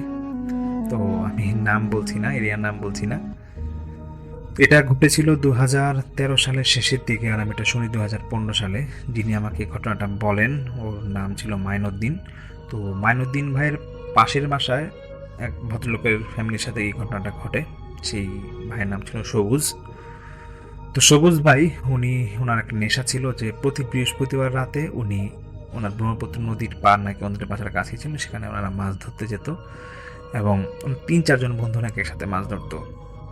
এরকম কোনো এক বৃহস্পতিবার রাতে ওনারা 3 জন বন্ধু ব্রহ্মপুত্র নদীর পাড়ে মাছ ধরতে যাবে। তো ওনারা যখন বসে তখন নাকি ছিল মানে ঠিক রাত্রে 11টা কি 11:30। তো মাছ ধরার একটা পর্যায়ে দেখতেছে খুব একটা মাছ উঠতেছিল না। তো একজন বন্ধু বলতেছে যে সবুজ এক কাজ কর, আমরা এখান থেকে 400 গজ বা 500 গজ দূরে একটা জায়গা আছে, ওইখানে যাই, একটু সামনে আগাই, ওইখানে নাকি ভালো মাছ পাওয়া যায়, চলো ওইখানে আমরা একটু যাই। তো ওনারা ওইখানে যায়, দেখতেছে 2-3টা মাছ ভালোই ধরছে। তো একটা পর্যায়ে একজন খেয়াল করতেছে যে ওনারা একটা পাতিলে মাছের খাবার রাখছিল, এটা রেখে আসছে, আগে যেখানে বসছিল রেখে আসছে। তো ওই সবুজ ভাইকে বলতেছে যে সবুজ এক কাজ করে, যে পাতিলটা তো দেখা যাচ্ছে এখান থেকে, তুই একটু কষ্ট করে একটু নিয়ে আয়, একটু হাঁটা লাগবে, ঠিক আছে, একটু নিয়ে আয় ভাই। তো এরকম পাতিল নাকি বেশ বড়ই ছিল। তো এরকম সবুজ ভাই নাকি পাতিলটা আনতে চায়। তো উনি নদীর পাড় দিয়ে ঘেসে ঘেসে যাবে, তো একটা ছোট লাঠি নিয়ে গেছিল যাতে কাদা টাদা আনতে যেত না, পা না আটকাটা। তো যাই হোক, উনি নাকি এরকম পাতিল আনতে যাবে। তো পাতিলটা যখন ধরতে যায় হঠাৎ করে নাকি কোনো একটা কুকুর পিছন থেকে খুব চিল্লাচ্ছিল, এবং ঠিক ওনার গায়ের পাশে ঘেসে এরকম কুকুর চিল্লাচ্ছিল। তো এরকম চিল্লানোর একটা পর্যায়ে ওই সবুজ ভাই করে ওনার হাতে যে লাঠিটা আছে এটা নিয়ে কুকুরটার গায়ে জোরে একটা বাড়ি মারে, এবং কুকুরটা পা বরাবর বাড়ি মারার সঙ্গে সঙ্গে কুকুররা ওই যে ব্যথা পেলে যেরকম চিৎকার দেন, এরকম চিৎকার দিয়ে কুকুরটা নাকি উল্টা দিকে দৌড় দেওয়া শুরু করছে। এটা দেখার পর ওই সবুজ ভাই আবার ওনার বন্ধুদের কাছে এসে পড়ে এবং বলতেছে যে দেখ কি হয়েছে, গেলাম, এই কুকুরটা চিল্লাইতেছিল, লাঠিটাও ওই কুকুরটা ঢিল মেরে পালাই দিছে। তখন দুই বন্ধু বলতেছে যে কুকুরের চিল্লানিতে এখান থেকে বেশি দূরে নাম, তাও আওয়াজ পেতাম, তুমি কুকুর চিল্লাতে পারলাম না। তখন সবুজ ভাই বলে যে না বেটা, কুকুর তো অনেক দূরে চিল্লাচ্ছিল, আমার পিছে লেগে পড়ছিল, আমি তো মনে করছি পাতিলে কোনো খাওয়া আমার খাইলো নাকি আবার। তো ঠিকই দেখে যে কুকুরটা মনে হয় পাতিলে খাওয়াগুলা খাচ্ছিল, যে মাছের টোপগুলো এগুলো খেয়ে ফেলছে, এগুলো কিছু নাই। তো সবুজ ভাই এটা দেখে আমার দুই বন্ধু বলতেছে দেখ, মাছের খাওয়া যেহেতু কুকুর খাইছে, এটা নিয়ে তো আর মাছ ধরা যাবে না, আচ্ছা কিছুক্ষণ আমরা এখানে আড্ডা দিই, যা মাছ ধরছি তারপর বাসায় চলে যাবো। ঠিক রাত্রে তখন 12:30 কি 1টা বাজে, এমন সময় নাকি সবুজ ভাইয়ের মোবাইলে ফোন আছে। ওনার স্ত্রী ওনাকে ফোন দিয়ে বলতেছে যে দেখো তোমার মেয়ে অসুস্থ, তোমার মেয়ে একটু অসুস্থ হয়ে গেছে, তার একটু আসো। তো সবুজ ভাই একটু ভয় পেয়ে যায়। উনি তো বাকি দুই বন্ধুরা বলে যে দেখ, আমার মেয়ে মনে একটু অসুস্থ হয়েছে, বউ ফোন দিল, আমি একটু যাই বাসায়, তোরা থাক। তো পরে এতটা 3 জনে নাকি একসাথে রওনা দেয়। পরে সবুজ ভাই বাসায় গিয়ে দেখে যে ওনার মেয়ে পায়ে ব্যথা পাইছে এবং বিছনায় বসে কাতরাচ্ছে। তখন ওনার ওয়াইফকে বলে কি হয়েছে। তো ওয়াইফ এরকম বলতেছে যে আমি বুঝলাম না, ওই বাথরুম যেতে লাগছিল, বাথরুম থেকে ওইখানে পড়ে গেছে, ব্যথা পাইছে, এখন নিয়ে আসলাম রুমে। তো এটা বলে নেই, সবুজ ভাইয়ের বাচ্চা নাকি ছিল যে এরকম হাফ বিল্ডিং ছিল। তো ওনার ওয়াশরুম যে বাথরুম ছিল বাসার থেকে কয়েক হাত সামনে দূরে, বাসার ঠিক এরিয়ার বাইরে বাথরুমটা ছিল। তো এরকম মানে ওরা মেয়ে নাকি প্রায় এরকম রাত্রিবেলা বাথরুমে গেলে এই একা যেত, এরকম কোনো একটা সমস্যা হতো না। তো যাই হোক, সবুজ ভাই যখন মেয়েকে জিজ্ঞেস করতেছে যে মা তোমার কি হয়েছে, তো মেয়ে নাকি কথাই বলতে পারছে না ব্যথার জন্য। তো সবুজ ভাইয়ের আব্বা বলতেছে যে এক কাজ করো, মেয়েকে নিয়ে তাড়াতাড়ি হসপিটাল যাও, গিয়ে দেখো যে কি সমস্যা হইলো, আবার কোনো ফ্র্যাকচার হয়ে গেছে নাকি দেখো। তো ওনারা রাত্রেবেলা এরকম হসপিটাল যায়। হসপিটাল যাওয়ার পরে ডাক্তাররা বলতেছে যে আসলে ওর মনে হয় একটু পায়ে ভেঙে গেছে বা এরকম মনে হচ্ছে, তো একটু দেখি এক্সরে করে দেখি কি অবস্থা। ঠিকই দেখছে পাটা ভেঙে গেছে। তো পা এরকম তখন নাকি প্রায় রাত্রে 2টা-3টা বাজে। তো ওই ডাক্তার নাকি কোনো রকম মেয়ের পা এরকম জোড়া লাগাইছে এবং বলতেছে যে ওকে একটু একদিন বা 2 দিন দেখি হসপিটাল থাক, তারপর আপনার বাসায় নিয়ে। তো পরের দিন সকাল থেকে যখন মেয়ে ওই ডাক্তার আসলে সব চেক আপ করলো, মেয়ে তো বাবার সাথে খুবই মানে ওই সবুজের সাথে খুবই ভালো ব্যবহার। ঠিক সন্ধ্যা যখন হবে তখন ওই সবুজ ভাই একটা বাসায় গেছিলো, তো মেয়ের জন্য খাবার নিয়ে আসবে। সন্ধ্যার পর যখন আসবে তখন মেয়ে বলতেছে, ওর মাকে বলতেছে যে মা বাবাকে যেতে বলো, বাবাকে আমার ভয় লাগে, তুমি যেতে বলো। তো বাবা মানে মা বলতেছে কেন মা, মেয়ে বাবা কি করছে? বাবা কি করছে বলবো না, তুমি বাবাকে যেতে বলো। তো এটা নাকি মানে আস্তে আস্তে বলতে খুব কান্নাকাটি শুরু করে এবং একটা পর্যায়ে ওই যে কেবিনে ছিল বাবা নাকি মানে সবুজ ভাইকে নাকি বের করে দেয়, মানে মেয়ে চিৎকার করতে করতে। তো যাই হোক, সেদিন তারপরে আবার রাতে 10টার দিকে নাকি সবুজ ভাই যায়। মেয়ে নাকি তখন ঘুমাইছিল। ঠিক সবুজ ভাই যখন সঙ্গে সঙ্গে মেয়ে ঘুম থেকে উঠে ঠিক সেম কথা যে মা বাবাকে যেতে বলো, বাবা কেন আবার আসছে। তো সবুজ ভাই একটু রেগে যায়, রেগে গিয়ে বলতেছে ঠিক আছে যা, আমি চলে যাচ্ছি যা। এরকম করে পরে চলে যায়। তারপরের দিন এরকম সকালবেলা আবার ওই মেয়েকে উনি দেখতে যায়, দেখে যে না মেয়ে তো কোনো কান্নাকাটি নেই। তো সেদিন আবার দুপুরের পরে মা ওনার মেয়েকে রিলিজ দেবে, নিয়ে আসবে হসপিটাল থেকে আনার পরে বাসায় যখন আসে বিকেল হয়ে যায় আনতে ঠিক সন্ধ্যার পরে ঠিক মেয়ের আবার সেই একই কথা যে মা বাবাকে রুম থেকে বের করে দাও, বাবা আমাকে মারছে, বাবাকে রুম থেকে বের করে দাও, আমার বাবাকে ভালো লাগে না। তো এরকম নাকি টানা 2-1 দিন করতেছে এবং সবচেয়ে মজার বিষয় হচ্ছে সবুজ ভাইকে নাকি রাত্রেবেলা মেয়ে রুমে থাকতে দিত না, খুব কান্নাকাটি করতো এবং বলতো যে মা বাবাকে এই রুমে থাকতে দিও না, বাবা আমাকে মারছে, একটাই কথা। তো সেই নাকি সবুজ ভাই নাকি মানে এরকম রাতের রুমে যখন থাকতে পারে না, তখন এরকম যখন 2-1 দিন হচ্ছে তখন সবুজ ভাইয়ের বাবা বলতেছে যে দেখো তোমার মেয়ের আমার কি সমস্যা হইলো, এরকম বলে কেন, তুমি কিছু বকা দিছিলা? সবুজ ভাই বলতেছে না আমি এরকম কি বকা দিব, আমি তো কিছু করিও না বলিও না, ও আমার সাথে এরকম করতেছে না, বুঝলাম না। তো সবুজ ভাইয়ের মা এটা দেখে বলতেছে যে এক কাজ করো, যেটা হওয়ার হয়েছে তোমার মেয়ের পাঠি হইতে কয়দিন সময় লাগবে, ডাক্তার কিছু বলছে? তো ওই সবুজ ভাই বলতেছে না এটা তো মাসখানেক সময় লাগবে। তো ঠিক আছে মাসখানেক সময় লাগুক, আর তুমি যেটা করো তুমি তোমার মেয়েকে তোমার বউকে এরকম ঘর থেকে খুব একটা বেরোতে দিও না, তোমার মেয়ে যদি এখন পা ভাঙা বের হবে না, তোমার বউ জাতির মধ্যে ঘর থেকে বের না হয় একটু দেখো। তো সবুজ ভাই একটু মানে ঘাবড়া একবার বলতেছে যে কেন আমার কিছু হয়েছে? কিছু হয় নাই, শুধু বললাম আর কি। তো এরকম কন্টিনিউসলি যখন চলতেছিল যে দেখা যায় একটা পর্যায়ে মানে খেয়াল করা যাচ্ছে যে মানে সবুজ ভাইয়ের বাবা এবং মা দুজনেই খেয়াল করলো যে সকালের দিকে মেয়ে কিন্তু সবুজ ভাইয়ের সাথে খুবই ভালো ব্যবহার, খুবই ঠিক আছে, মানে সবই ঠিক আছে, কিন্তু মাগরিবের পর হলে মেয়েটার বাপকে দেখতে পারে না, সবুজ ভাইকে দেখতে পারে না। তখন নাকি ওই সবুজ ভাইয়ের বাবা বলতেছে যে যেটাই হয়েছে তুমি এক কাজ করো, আমাদের যে মসজিদের যে খতিব আছে ওনাকে নিয়ে আসো, একটু তোমার মেয়েকে ঝাড়ফুঁক দিয়ে দেখ, তোমার মেয়ের লক্ষণটা আমার ভালো মনে হচ্ছে না, ও দেখি তোমার খুব ভয় পায় রাত্রেবেলা হইলে, আর এটা একটু লক্ষণটা খারাপ, আমার সন্দেহ লাগতেছে, কিন্তু তোমাকে আমি বলতেছি। সবুজ ভাই ওই বাবার কথা গুরুত্ব দেয় না, বলে যাচ্ছে বাবা এটা নিয়ে এত টেনশনে কিছু নাই, ও হয়তো কোনো কিছুতে হয়তো ভয় পাইছে দেখে এরকম বলতেছে, বাদ দাও। তো কোনো এক রাতে সবুজ ভাই দেখতেছে যে ওনার মেয়ে হঠাৎ করে খাওয়ার পরিবর্তন আসে ওনার মেয়ের মধ্যে, এবং মেয়ে নাকি রাত্রিবেলা ওর মাকে বলতেছে যে মা আমাকে 5টা ডিম দিবা আর আমাকে 2 প্লেট ভাত দাও। তো মা মানে দুষ্টামি করে মনে করছে মেয়ে হয়তো দুষ্টামি করতেছে, তো মেয়েকে ডিম দিয়ে ভাত দিয়েছে, বলতেছে যে মেয়ে নাকি খুব কান্নাকাটি শুরু করছে এবং বলতেছে যে না মা আমার তো তুমি 1টা ডিম দিছো, আরো 4টা ডিম আছে, ডিম দাও আমাকে, আমি ডিম খাবো।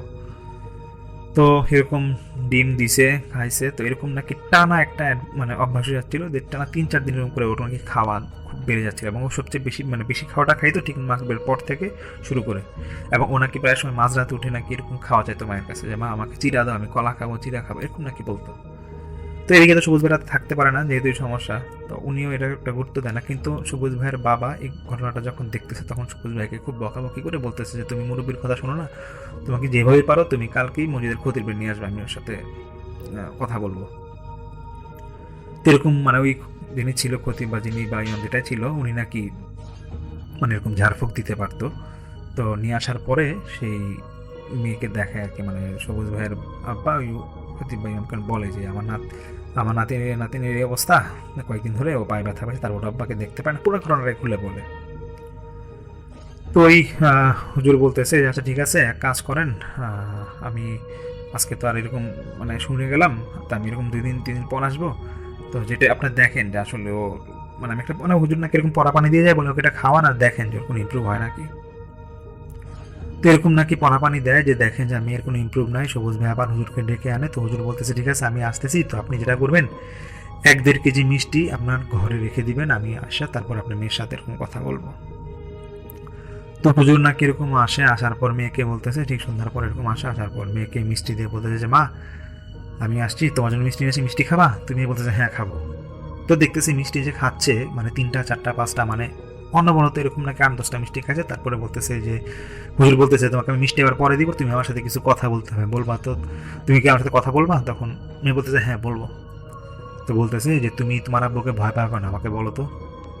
তো বলতেছে যে আমি এরকম যেদিন পায়ে ব্যথা পাই সেদিন আমি বাথরুমে গেছিলাম, তো বাথরুমে যাওয়ার পরে আমি যখন বাথরুম থেকে বের হয়েছি তো তখন আব্বু আমাকে জোরে একটা লাঠি দিয়ে পায়ের মধ্যে পানি দিয়ে বলতেছে এত রাতে বাথরুমে গেছিস কেন, এবং খুব জোরে ব্যথা দেয় এবং আমি ওখানে পড়েছে এবং চিৎকার দিয়ে আম্মুকে ডাকি। তারপর থেকে আমার আব্বুকে ভয় লাগে। তো বলতেছে তুমি কি আরো মিষ্টি খাবা? তখন মেয়ে বলতেছে যে হ্যাঁ আমি মিষ্টি খাবো, মিষ্টি দাও, আমার মিষ্টি খুব ভালো লাগে। তো ওই হুজুর যেটা মানে সেদিন নাকি এসে পড়ে, তখন সবুজ সাহেব এবং ওনার আব্বাকে বলতেছে দেখেন আপনার মেয়ের দিকে মানে কোনো বদ নজর বা বদ জিনের একটা আসর পড়ছে, তো এটা তো তাড়াইতে হবে। তো এখন সবুজ ভাইকে বলে যে আপনার সম্বন্ধে কি এমন কোনো ঘটনা কখনো ঘটছিল যে আপনি রাস্তাঘাটে কোনো কিছুকে মানে কোনো প্রাণী বা কাউকে আঘাত করছেন, এরকম কিছু হয়েছে নাকি, এটা আমাকে মনে করে জানাবেন। তো সবুজ ভাই তো মনে নাই, উনি আর কিছু বলেও না। তো এটা একদিন পরে সবুজ ভাইয়ের মনে পড়ে এই ঘটনাটা যে এরকম কুকুরকে ওই জন্য মাছ ধরতে কুকুরকে এরকম লাঠি দিয়ে মারছিল। তো হুজুরকে বলে যে হুজুর আমি তো এরকম লাঠি দিয়ে 1 মাসকে এরকম মাছ ধরার সময় এরকম এক কুকুরকে পাইছিলাম, মারছিলাম লাঠি দিয়ে, কিন্তু মজার বিষয় হচ্ছে যে আমি কুকুরকে লাঠি দিয়ে মারছি নাকি, কিন্তু আমার বন্ধু আর 2জন ছিল নাকি এরকম কোনো কুকুরকে দেখেও না, এবং ওই মুহূর্তে কুকুর খুব চিল্লাচ্ছিল, ওই কুকুরে কোনো চিল্লানোর আওয়াজ পায় নাই। তখন হুজুর বলে যে দেখেন যেটা হওয়ার হয়েছে হয়তো বড়দিনের আসর আছে, তো আপনি মেয়েকে একদিন আমি এর মধ্যে গিয়ে একটু ঝাড়ফুঁক দিব আর একটা বোতল দিব আপনাকে, বোতলটা আপনি যেখানে কুকুরটাকে লাঠি দিয়ে আঘাত করছিলেন সেখানে যেমনি পারেন আপনি মাটির নিচে বোতলটা পুঁতে আসবেন, আর কিচ্ছু করা লাগবে না। হ্যাঁ, তো এরকম হুজুর নাকি 2-1 দিন পর পরে যায় মেয়েটাকে নাকি এরকম যখন ওই আবার সেই মিষ্টি নিয়ে যায়, মিষ্টি খাওয়াচ্ছিল, এবং সবুজ সাহেবকে নাকি বলে রুমের লাইট বন্ধ করে দেন আর আপনারা কোনো ভয় পাবেন না, যে এখানে কথা বলার বলবে আপনি শুধু শুনে যাবেন আর একটা বোতল রাখবেন সাথে।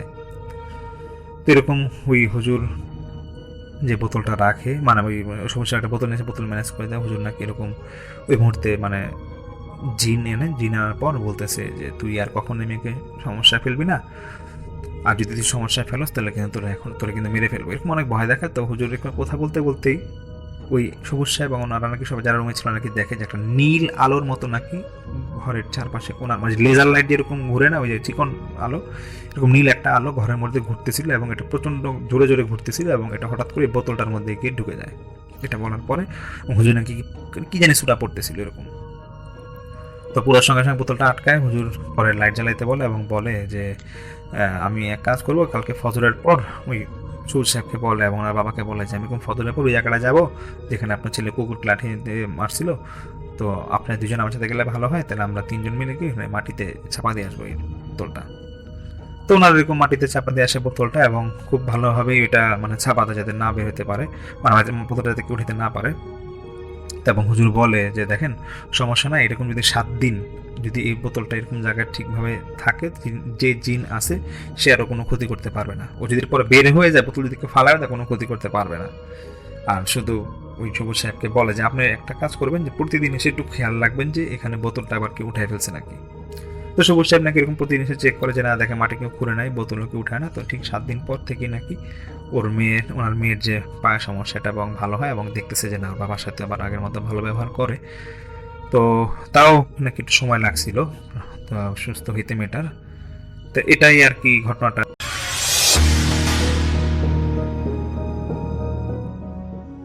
এর মাঝে একটা অভিজ্ঞতা এখন শেয়ার করে ফেলবো, আমার নিজের অভিজ্ঞতা এটা। বেশ অনেক বছর হয়ে গেছে এখন। সেই একটা বাড়িতে গিয়েছিলাম বেড়াতে আমার এক আত্মীয়র বাসায়। তো সেই বাড়িটার লোকেশন বলতে চাচ্ছি না, ঢাকা শহরেরই কোনো একটা জায়গায়, ব্যস্ত জায়গায়, কিন্তু সেই বাড়িটা সেখানে পাশাপাশি 3টা বিল্ডিং, এবং এই 3টা বিল্ডিংই কিন্তু বেশ রেপুটেডলি হন্টেড ছিল। এর কারণ হচ্ছে যে বাড়িগুলো নাকি এমন জায়গায় তৈরি করা হয়েছিল যেই সময়, যেই জায়গায় এক সময় শ্মশান ছিল, তারপরে ওই জায়গা পরবর্তীতে ওইটাকে শ্মশান ভরাট করে ওই জায়গায়, মানে ওই জায়গাটা একটু নিচু জমি ছিল, ভরাট করে সেখানে নাকি বিল্ডিং করা হয়। এবং সেই বিল্ডিংটা এরকম একটা না, 3টা বিল্ডিং, বেশ লম্বা, তার পাশ দিয়ে একটা রাস্তা গেছে, এবং রাতের বেলা একদম নির্জন হয়ে যেত ওই গলিটা, ওখান দিয়ে ঢুকতে গেলে বেশ নির্জন হয়ে যেত। তো আমি যতদূর শুনেছি, আমি যখন ওই বাসায় যাই প্রথম, তখন থেকেই শুনি যে বাসাটা নাকি হন্টেড। সবাই জানতো যে আমি এই ভূত প্রেতের ব্যাপারগুলো বেশ পছন্দ করি, এর জন্যই অনেকে বলতো আমাকে যে এই জায়গাটা হন্টেড। এবং এই বলার মধ্যেও একটা রাগ ঢাক ছিল, সব ঘটনা বলতে চাইতো না। যাই হোক, আমি ওই বাসায় গিয়ে একটা কাজ করি একবার। তো আমি একদিন ওখানকার একটা বিছানায় শুয়েছিলাম। তো বিছানাটার পাশে হচ্ছে দেয়াল, তো দেয়ালের মাঝে আমি শুয়ে আছি, দেয়ালে হঠাৎ শুনছি, তখন রাত 8টা-9টা এরকম সময় হবে।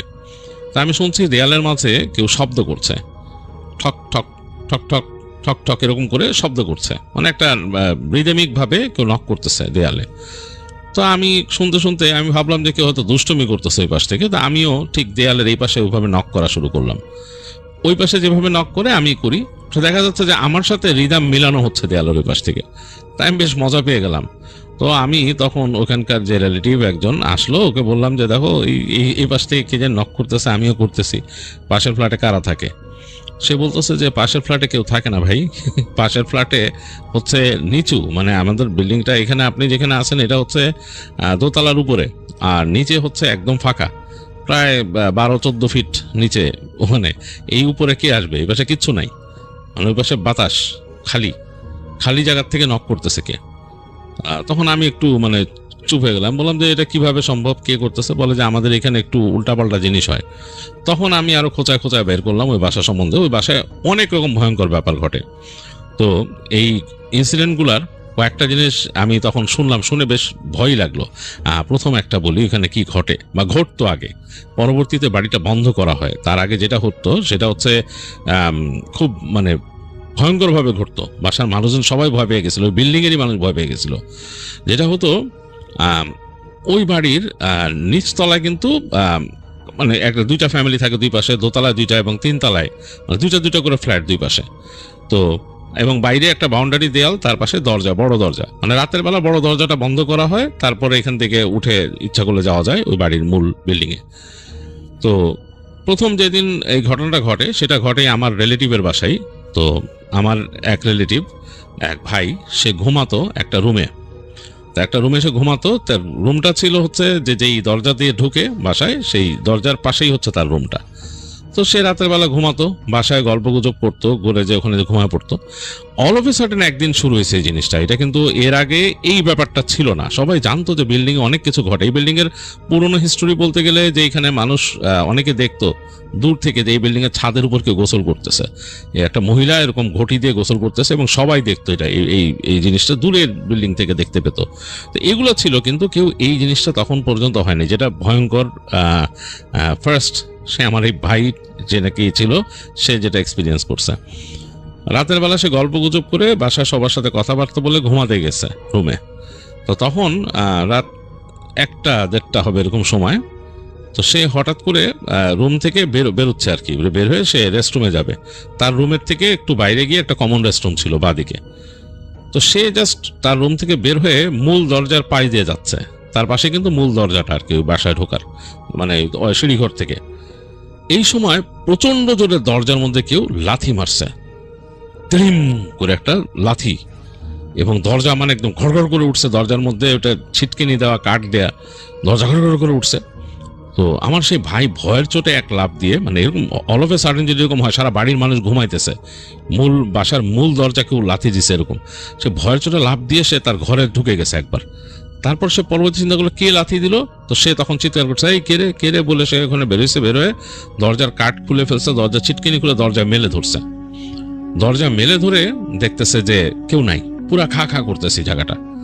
তো সে চিন্তা করলো যে কে করলো এটা। তো ওইখান থেকে সে সিঁড়িতে কিছুক্ষণ চিৎকার করলো। সে ফার্স্টে মনে করছিল যে নিচে নাকি বা উপরে নাকি। তো তখন ভাবতেছে যে নিচে উপরে এরকম বয়সী তো কেউ নাই, এরকম করতে গেলে লাথি দিয়ে দৌড়ানোর জন্য তো মানে ইয়াং কোনো ছেলে পেলে লাগবে বা বাচ্চা কেউ লাগবে, বড় কেউ একজন বয়স্ক মুরব্বী তো এরকম করবে না। তো মুরব্বী কেউ নাই এখানে, সামনের ফ্ল্যাটেও নাই, মানে তাদের ঠিক মুখোমুখি ফ্ল্যাটে বা উপরের কোনো ফ্ল্যাটেও না, নিচেও না। সেগুলো চিন্তা করতে করতে সে দরজাটা লাগায় ছিটকেনিটা দিছে। ছিটকেনিটা দেওয়ার সাথে সাথে আবার দ্রিম করে একটা লাথি, মানে ছিটকেনি সে লাগানোর সাথে সাথে একটা লাথি। প্রচন্ড ভয় পেয়েছে সে, সাথে সাথে সে আবার দরজা খুলছে সাহস করে। দরজা খুলে দেখে কেউ নাই, খা খা করতেছে চারিপাশ। এইবার তো প্রচন্ড ভয় পেয়েছে, সে দরজা বন্ধ করে দিয়েছে, বন্ধ করে ঘরে চলে আসছে, আর দরজার কাছে যাচ্ছে না। রাতের বেলা মনে হলো যে ওই দরজার বাইরে কেউ হাঁটা চলা করতেছে, পায়ের শব্দ অনেকক্ষণ পাইছে। তো ভয়ে ওই ভাই আর যায় না ওইদিকে। তো যাই হোক, এইভাবে রাত পার হয়েছে। পরবর্তী দিন সে সবার সাথে বলল যে এরকম এরকম ঘটনা, এবং সবাই দরজার মধ্যে একটা সাউন্ড শুনছে। তো তারা মনে করছে যে ও কি পায়ে বেঁধে পড়ে গেছিল কিনা বা সামথিং লাইক দ্যাট। তো কেন ঘুমাইছিল তো সবাই, তো সবাই শুনে খুব অবাক যে এরকম এরকম ঘটনা করছে।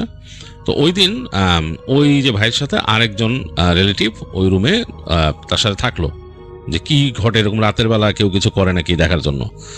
তো ওই দিন ওরকম সময়ের মতো তারা কথাবার্তা বলে ওরা দুইজন গল্প করতেছে রুমের ভিতরে, সবাই ঘুমায় গেছে। ঠিক ওরকম সময় রাতের, ঠিক ওরকম সময় হঠাৎ করে দরজার মধ্যে দিড়িম করে লাথি। দরজার মধ্যে লাথি মারার পরে দুইজনই লাফ দিয়ে উঠছে কে কে বলে, এবং দৌড় দিয়ে গেছে দুইজনই। আজকে তো দুইজন আছে। দরজাটা খুলে দরজার লাঠি নিয়ে দৌড় দিয়ে উঠে গেছে একজন উপরে গেছে, মানে দেখতে যে উপরে কেউ পলাইছে নাকি এরকম লাথি মেরে। তো খুব সুইফটলি দৌড় দিয়ে উঠছে, উঠে দেখে নাই, তিনতলায় কেউ নাই। এবং তিনতলার ওপরেই কিন্তু আরেকটা সিঁড়ি, সেটা দিয়ে ওই বিল্ডিং এর ছাদে ওঠা যায়। মানে ছাদে ওঠা যায় মানে কি, ছাদের নিচে এসে মানে দাঁড়ানো যায়, সেখানে একটা লোহার সিঁড়ি আছে, সেই লোহার সিঁড়িতে বেয়ে একদম ছাদের উপর ওঠা যায়। তো ওইখানে ভয় কেউ যেত না, কারণ ওই যে ছাদের উপরে একটা বদনাম আছে যে মানুষ দেখছে যেরকম গোসল করে এরকম, তারপর মশলা পেশার শব্দ আসতো। এটা কমনলি আমাদের দেশে কিন্তু শোনা যায় যে মশলা পেশার শব্দ, আর ওই বাড়িতে আসলেই আসতো। তো যাই হোক, ও তিনতলা পর্যন্ত উঠে সেই ভাই, সে তারপর যখন কাউকে দেখে নাই, সে আবার নেমে আসছে, তার ভয়ে বুক কাঁপতেছিল। তো তখন সে এসে বললো যে তার সাথে যে আরেকজন রিলেটিভ ছিল, বললো যে নিচেও দেখা দরকার। তো নিচে চলে গেল, ওরা দুইজন মিলে নিচে গেছে। নিচে যে হেঁটে বাইরে গেল, মানে তাদের যে মূল বিল্ডিং এর বাইরের অংশটা, বারান্দার মতো খোলা একটা জায়গা, বাগানের মতো, ওইখানে গেল, কেউ নাই, একদম নিশুতি রাতের বেলা। রাতের শব্দ হচ্ছে, মূল দরজাটা লাগানো, তালা মারা। কে করলো এই কাজটা? তোরা এরকম দেখে চেক করে ঘরের মধ্যে আসছে দুইজন কথা বলতে বলতে, দরজা ছিটকিনি দিয়ে ঘুরছে, সাথে সাথে একটা লাথি দরজার মতো ড্রিম করে আবার। এইবারও দুইজন হাউকাউ করে দরজা খুলছে, খুলে বাইরে তাকাইছে, কেউ নাই। আর এটা কোনো মতেই সম্ভব না যে এত সুইফট কেউ চলে যাবে এখানে, মানে এত দ্রুত কেউ এখান থেকে চলে যায়, ইম্পসিবল। মানে কোথায় যাবে? উপরে নিচে যাবে, তার শব্দ হবে, কিচ্ছু নাই। তো যাই হোক, তারা দুজনই ভয় পেয়ে দরজাটা লাগাই দিছে। তো দরজা লাগানোর সাথে সাথেই দেখলো যে সামনের লাইটটা কেটে গেল। লাল বাতি ছিল, ফিলামেন্টের বাতি, টাস করে বাতিটা কেটে গেল। খুবই ভয়ঙ্কর একটা ব্যাপার। যাক, দরজা লাগাই দিয়ে ওরা দুজন ঘরে আসছে, ভয়ের চোটে আর ই করতেছে না। তো এর পর দিন শুনলো যে এই প্রত্যেকটা ফ্ল্যাটেই দরজার মধ্যে লাথি মারতেছে কেউ, মানে শব্দ হচ্ছে, তাদের ফ্ল্যাটেও মারতেছে, ওখানে কেউ আর ভয় যায় না, কেন ওদের কাছ থেকে শুনছে অন্য ফ্ল্যাটের লোকরা। এবং তারপর তারা ডিসাইড করলো যে এটা যদি বাইরের কেউ হয়ে থাকে, তাহলে আমরা কাজ করব, নিচে যে আমাদের যে মূল দরজাটা ঢোকার যে জায়গাটা, সেইখানে আমরা একটা কলাপসিবল গেট বা কেচি গেট লাগাই দিব। তো যাই হোক, এই কথা অনুযায়ী সবাই মিলে কাজ করলো, করে একটা কেচি গেট লাগাই দিল। আর কেচি গেট লাগাই দিছে, রাতের বেলা ওইটা তালা মেরে দেওয়া হলো, মানে বাইরের কোনো মানুষ এখানে, মানে অন্য কোনো দেয়াল টপকা এসেও ঢুকতে পারবে না আর কি। এখন পুরো বন্ধ। এখন যদি এই ঘটনা ঘটে, আবার ওই বাড়ির মানুষই করবে আর কি। আর কে করবে? আর তো কারো মানে নাই, ট্রেস নাই, কে কিভাবে করবে? তো যাই হোক, তালা মেরে দিল কলাপসিবল গেটে, এবং সবাই সচেতন বাড়িতে। ওই বাড়িতে ইয়াং ছেলে বলতে শুধু ওই ফ্ল্যাটেই ছিল, আমার রিলেটিভের পাশে, আর কোথাও ইয়াং ছেলে মেয়ে নাই, সব বয়স্ক। ঠিক রাতের বেলা অনেক রাত গেছে, তারা মনে করছে আজকে আর হবে না, মেবি বাইরের কেউ এসে করছে বা কোনোভাবে হয়েছে। সে রাতের বেলা বসে আছে, আবার এরকম শব্দ শুনলো, ত্রিম, লাথির শব্দ। একবারে লাথি মারলে যেরকম দেয়ারে সেরকমই। তো মানে দরজার মধ্যে লাথি যদি মারে কেউ জোরে, সেরকম শব্দ। যাই হোক, উঠে দরজার কাছে যাওয়ার আর সাহস কারোই হলো না। তো পরদিন সকালে তারা জাস্ট দেখলো যে না, মানে ওই দরজা তালাই আছে, কে আসছে কে বা কি এসে এখানে লাথি মেরে গেছে কেউ জানে না। তো ওরকম ঘটনা বাসায় প্রায় ঘটতো। এখানে সিঁড়ির মধ্যে সাউন্ড, গলার শব্দ হইতো, মনে হতো কেউ কথা বলতেছে, আর ওই ছাদে মশলা পেশার শব্দ, তারপরে কেমন একটা নুপুরের শব্দ পাওয়া যেত ওদের, মনে হতো যে বাসার সামনে দিয়ে হেঁটে যাচ্ছে নুপুর পায়। তো এই যে মানুষ যে জিনিসগুলো বলে এগুলো কিন্তু ওখানে ঘটতো, যে মানুষ বলে না যে এরকম শব্দ পায়, এগুলো ওখানে ঘটতো এবং আমি ওদের কাছ থেকে শুনছি। তো এরপর আমি একবার গেলাম, ওই যে আমি যে বললাম দেয়ালের মধ্যে আমি কিল মেরে ওখানে আরেকটা রিপ্লাই পাইছিলাম, তা আমি ভাবলাম যে এটা কি। আচ্ছা যাই হোক, আমি ওই বাড়িতে গেছিলাম, রাতটা থাকবো চিন্তা করলাম। তো রাতে আমি ছিলাম, আমাদেরকে একটা বেডরুম দেওয়া হলো, আমি আমার ওয়াইফ ছিলাম। তো বেডরুমটা দেওয়া হলো, তো যেই রুমে আগে, ওই রুমটার মধ্যে আগে ওই যে বললাম যে এক ভাই থাকতো আর কি। তো রাতে আমরা ঘুমাইছি অনেক রাত, মানে রাত 12টা-1টা বাজে। তো আমার ওয়াইফ ঘুমায় গেছে, সে ঘুমায় গেছে, আমার ঘুম আসতেছে না এবং লাইট বন্ধ করে দিছি। একটা আশ্চর্য জিনিস দেখলাম যে এই বাসায় বাতি নেভানোর পর রুমটা অন্ধকার বেশি হয়ে যায়, মানে রুমের আলো থাকে না, আর রুমে ডিম লাইটও ছিল না, এবং বাড়ি তো বেশ পুরানো, মানে এটা মেবি 60s-এর প্রথম দিকে করা বাড়ি এরকম হবে। তো বাতি নিভানো এবং দেখতেছি যে আলো খুব কম। রুমের সাথে একটা জানালা ছিল, দুই পাশে জানালা আছে, কাঠের জানালা, কাচ দেয়া, ওই 60s-এর বাড়িতে যেরকম থাকতো। তো ডান দিক থেকে কোনো ল্যাম্পপোস্টের আলো আসতেছে না, বাঁ দিক থেকে যেই জানালাটা সেটা হচ্ছে ডাইনিং স্পেসের দিকে, এবং ডাইনিং স্পেসের বাইরে আরেকটা জানালা আছে, সেটা দিয়ে বাইরের আলো আসে। তো মোটামুটি অন্ধকার হওয়ার মূল কারণ হচ্ছে যে বাইরের আলোটা ডাইনিং স্পেসে আসতেছে, সেখান থেকে লাইট যতটুকু ফিল্টার হয়ে এই ঘরে আসতেছে ততটুকুই। হ্যাঁ, তো মোটামুটি খুব অল্প আলো। তা আমি শুয়ে আছি, ঘুম আসতেছে না, অন্ধকার লাগতেছে। তো এক সময় যখন ঘুম আসবে এরকম একটা ভাব, এই সময় হঠাৎ দেখলাম ঘরটা অন্ধকার হওয়া শুরু হলো, মানে আলোটা কমে যাচ্ছে ধীরে ধীরে, অ্যাজ ইফ যে কোনো একটা বাতি যদি কমায় দিতে থাকে কেউ রেগুলেটর দিয়ে, সেরকম আলোটা আরো কমে যাচ্ছে। তা আমি একবার ধারণা করলাম যে আলো কমতে পারে কিভাবে। একটা হতে পারে যে রাস্তার যে স্ট্রিট ল্যাম্প সেটা নিভে গেছে, তো এইটাতে এইভাবে আস্তে আস্তে নিভবে না। আরেকটা হতে পারে আকাশে অনেক মেঘ করতেছে, মেঘ করার কারণে চাঁদ ঢেকে গেছে, এই কারণে হয়তো আলো কমে যাচ্ছে। তো একটা সময় আলোটা কমতে কমতে এমন একটা অবস্থাটা আমি ভাবলাম যে না, রাতের আলো এইভাবে নাই হয়ে যায় না, মানে রাতের আলো কিন্তু একটু হলেও থাকে। মানে এক পর্যায়ে এমন একটা অবস্থা হলো যে মানে ঘরটা মনে হচ্ছে একটা পুরা ব্ল্যাক হোলের মতো অবস্থা, মানে পুরা ডার্ক এনার্জি, এবং আমি ফিল করা শুরু করলাম যে ঘরটার মধ্যে একটা ডার্ক এনার্জি ভর করতেছে। এই ভয়টা আরো বেশি হয়ে গেল যে আমার ওয়াইফ ভয়ের মধ্যে, মানে ঘুমের মধ্যে ভয়ে সে আমার হাত চেপে ধরছে, সে কিন্তু ঘুমে সে আমার হাত চেপে ধরছে, এবং আস্তে আস্তে তার হাতে জোর বাড়তেছে, মনে হচ্ছে নখডা বাইতেছে হাতের মধ্যে ভয়, এবং সে কাঁপতেছে। আমি চিন্তা করলাম যে এটা ঘটনাটা কি, এখানে কি ঘটতেছে। মানে তখন আমার মাথায় কাজ করা শুরু করলো যে সামথিং ইজ রং, এই ঘরটার মধ্যে কিছু একটা রং আছে। অন্ধকারটা এমন জমাট বাঁধলো যে কিচ্ছু দেখা যাচ্ছে না, মানে আমি যেটা হাত তুলি আমার হাতটাও দেখতে পাবো না, এত অন্ধকার। এবং ওর ভয়ে আমি তাকে ডাকার চেষ্টা করলাম আস্তে ধীরে, সে উঠতেছে না, সে শুধু ভয়ে কাঁপতেছে, আমাকে এরকম খামচি দিয়ে ধরে রাখছে। তাই আমি বললাম যে না, এটা তো হতে পারে না। তা আমি আস্তে করে বিছানা থেকে মাটিতে পা রাখলাম। আমার ভয় লাগতেছিল, আপনাদের অনেকেরই হয়তো লাগে, মনে হয় যে বিছানার তল থেকে পা চেপে ধরবে কেউ, এরকম ভয় লাগতেছিল আমার কাছে। তো অন্ধকার, ঘুরঘুরটি, কিচ্ছু দেখা যাচ্ছে না। আমি এইভাবে আস্তে আস্তে হেঁটে হেঁটে সুইচ বোর্ডটা হাতড়ে বের করার চেষ্টা করলাম। তো এক সময় পেলাম যে হ্যাঁ, এখানে সুইচ বোর্ড। আমি বাতির সুইচটা দিয়ে দিলাম, টাস করে বাতিটা জ্বলে উঠলো। বাতি জ্বলার সাথে সাথে মনে হলো যে অন্ধকারটা এক লাফ দিয়ে বের হয়ে গেল, যেটা হয়, মানে অন্ধকার তো বাতি জ্বাললে চলে যায়। তো আমি দেখলাম তখন আমার স্ত্রীর ঘুম ভেঙে গেছে। তো আমি তাকে বললাম যে তুমি এরকম কেন করতেছিলে, আমি খামচি দিয়ে ধরলা, ভয় পেয়েছে বলতেছে না, সে শুধু বলতেছে কেমন জানি, তার কাছে মনে হচ্ছে যে সে স্বপ্নে দেখতেছিল ভয়ের কিছু এরকম। তো যাই হোক, আমি ওখানে উঠলাম, উঠে যে ওখান থেকে খুলে রেস্টরুমে গেলাম, রেস্টরুম থেকে আসলাম। আমি কিন্তু বাইরে যখন বেরোইছি, ওখানকার ওই রুমের বাইরে যেই জায়গাটা যেখানে ডাইনিং স্পেস, ওইখানে দেখতেছি জানালা, যে কাঁচের ফাঁক দিয়ে যথেষ্ট আলো আসতেছে, স্ট্রিট ল্যাম্পের আলো। আমি ওই জানলার কাছে গিয়ে দেখলাম আকাশ একেবারে ফকফকা পরিষ্কার, তারা দেখা যাচ্ছে, ওখানে যথেষ্ট আলো আছে। মানে এই আলো কোনোভাবে ডিমড হওয়ার কথা না, এরকম মেঘও ঢাকে নাই, আকাশ পরিষ্কার, আর সেই স্ট্রিট ল্যাম্পের আলো আছে। যাই হোক, রেস্টরুম ইউজ করে এসে আমি আবার ওই দরজা লাগায় জাস্ট বাতিটা নিভায় আবার শুইতে গেলাম। যখন আমি বাতি নেভায় শুইতে গেছি তখন দেখতেছি যে আলো কিন্তু আছে রুমের ভেতরে, ওই যে যেরকম নর্মাল যে আলো নেভায় দেওয়ার পর হালকা ওখান থেকে আলো আসতেছে এরকম। বিছানায় যে শোয়ার পর একটু পর আবার সে আলোটা ওরকম ডিমড হওয়া শুরু হলো, মনে হলো যে আলো কমে যাচ্ছে, চারিদিকে ডার্ক একটা মানে আটমসফিয়ার তৈরি হচ্ছে। তা আমার ওয়াইফ আমার হাতটা আবার চেপে ধরলো সে ঘুমের মাঝে এরকম, এবং চেপে সে এরকম খামচি দিয়ে ধরতেছে আমাকে এরকম, মানে হাত চেপে যাচ্ছে, তার নখ বসে যাচ্ছে। আমি তখন ওখানে দোয়া পড়লাম, মনে মনে দোয়া পড়া শুরু করলাম। দোয়া পড়তে পড়তে এক সময় আমার ঘুম এসে গেল আর আমি ঘুমায় গেলাম। তো আমি পরবর্তীতে শুনছি যে ওই বাসায় ওই রুমটাতে যারা থাকে তাদের নাকি এরকম জিনিস মাঝে মাঝে অবজার্ভ করতো। হঠাৎ মনে হতো যে ঘর অন্ধকার হয়ে গেছে, ঘরের মধ্যে টেম্পারেচার ফল করছে এরকম লাগতো, এবং অনেকে বোবায় ধরতো রুমের ভেতরে মানে শুলে। ওই দিন আল্লাহর রহমতে আমাকে বোবায় ধরে নাই, যদিও অনেক ধরছে, অনেক রকম এরকম ধরার অভিজ্ঞতা আছে, বাট ওই দিন ধরেনি আলহামদুলিল্লাহ। দোয়া পড়ে ঘুমাইছিলাম। তো এইটা ওই বাসার একটা ব্যাপার। ওই বাসায় এই ধরনের জিনিসপত্র কিন্তু হর হামেশাই ঘটতো, এবং মানুষজন এরকম শুনতে ওই পাশ থেকে কেউ ডাকতেছে। ওই বাসার আরেকটা স্টোরি হচ্ছে যেরকম ঘুমায় ছিল দুইজন মানুষ এখানে রাতের বেলা, তো দুইটা মেয়ে ঘুমায় ছিল, তো এদের মধ্যে একজন বাথরুমে গেছে, আরেকজন শুয়ে আছে বিছানায়।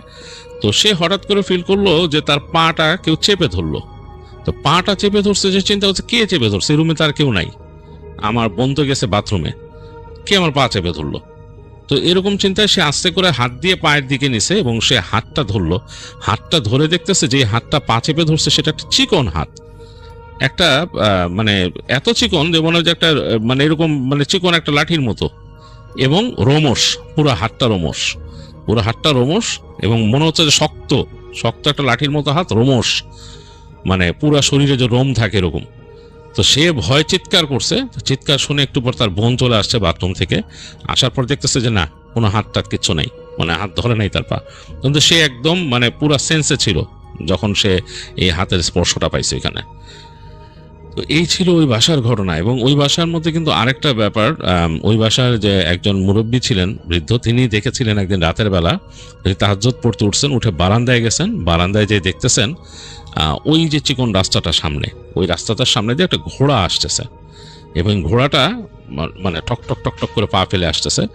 তো যখন ঘোড়াটা ওনাদের দরজা পাস করে সামনে চলে গেল, তিনি দেখলেন যে ঘোড়াটার মাথা নাই, মানে একটা মাথা ছাড়া ঘোড়া, ঘোড়া আছে কিন্তু ঘোড়ার মাথা নাই, ঘোড়াটা হেঁটে একেবারে রাস্তার সামনে চলে গেল।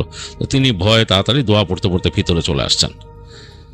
তো ওই বাসা এখনো আছে, আমি যতদূর জানি বাসাটা এখনো আছে, মানে বাসাটা হয়তো রিনোভেট করা হয়েছে, রিনোভেট করে তো অন্য মানুষ থাকে সেখানে।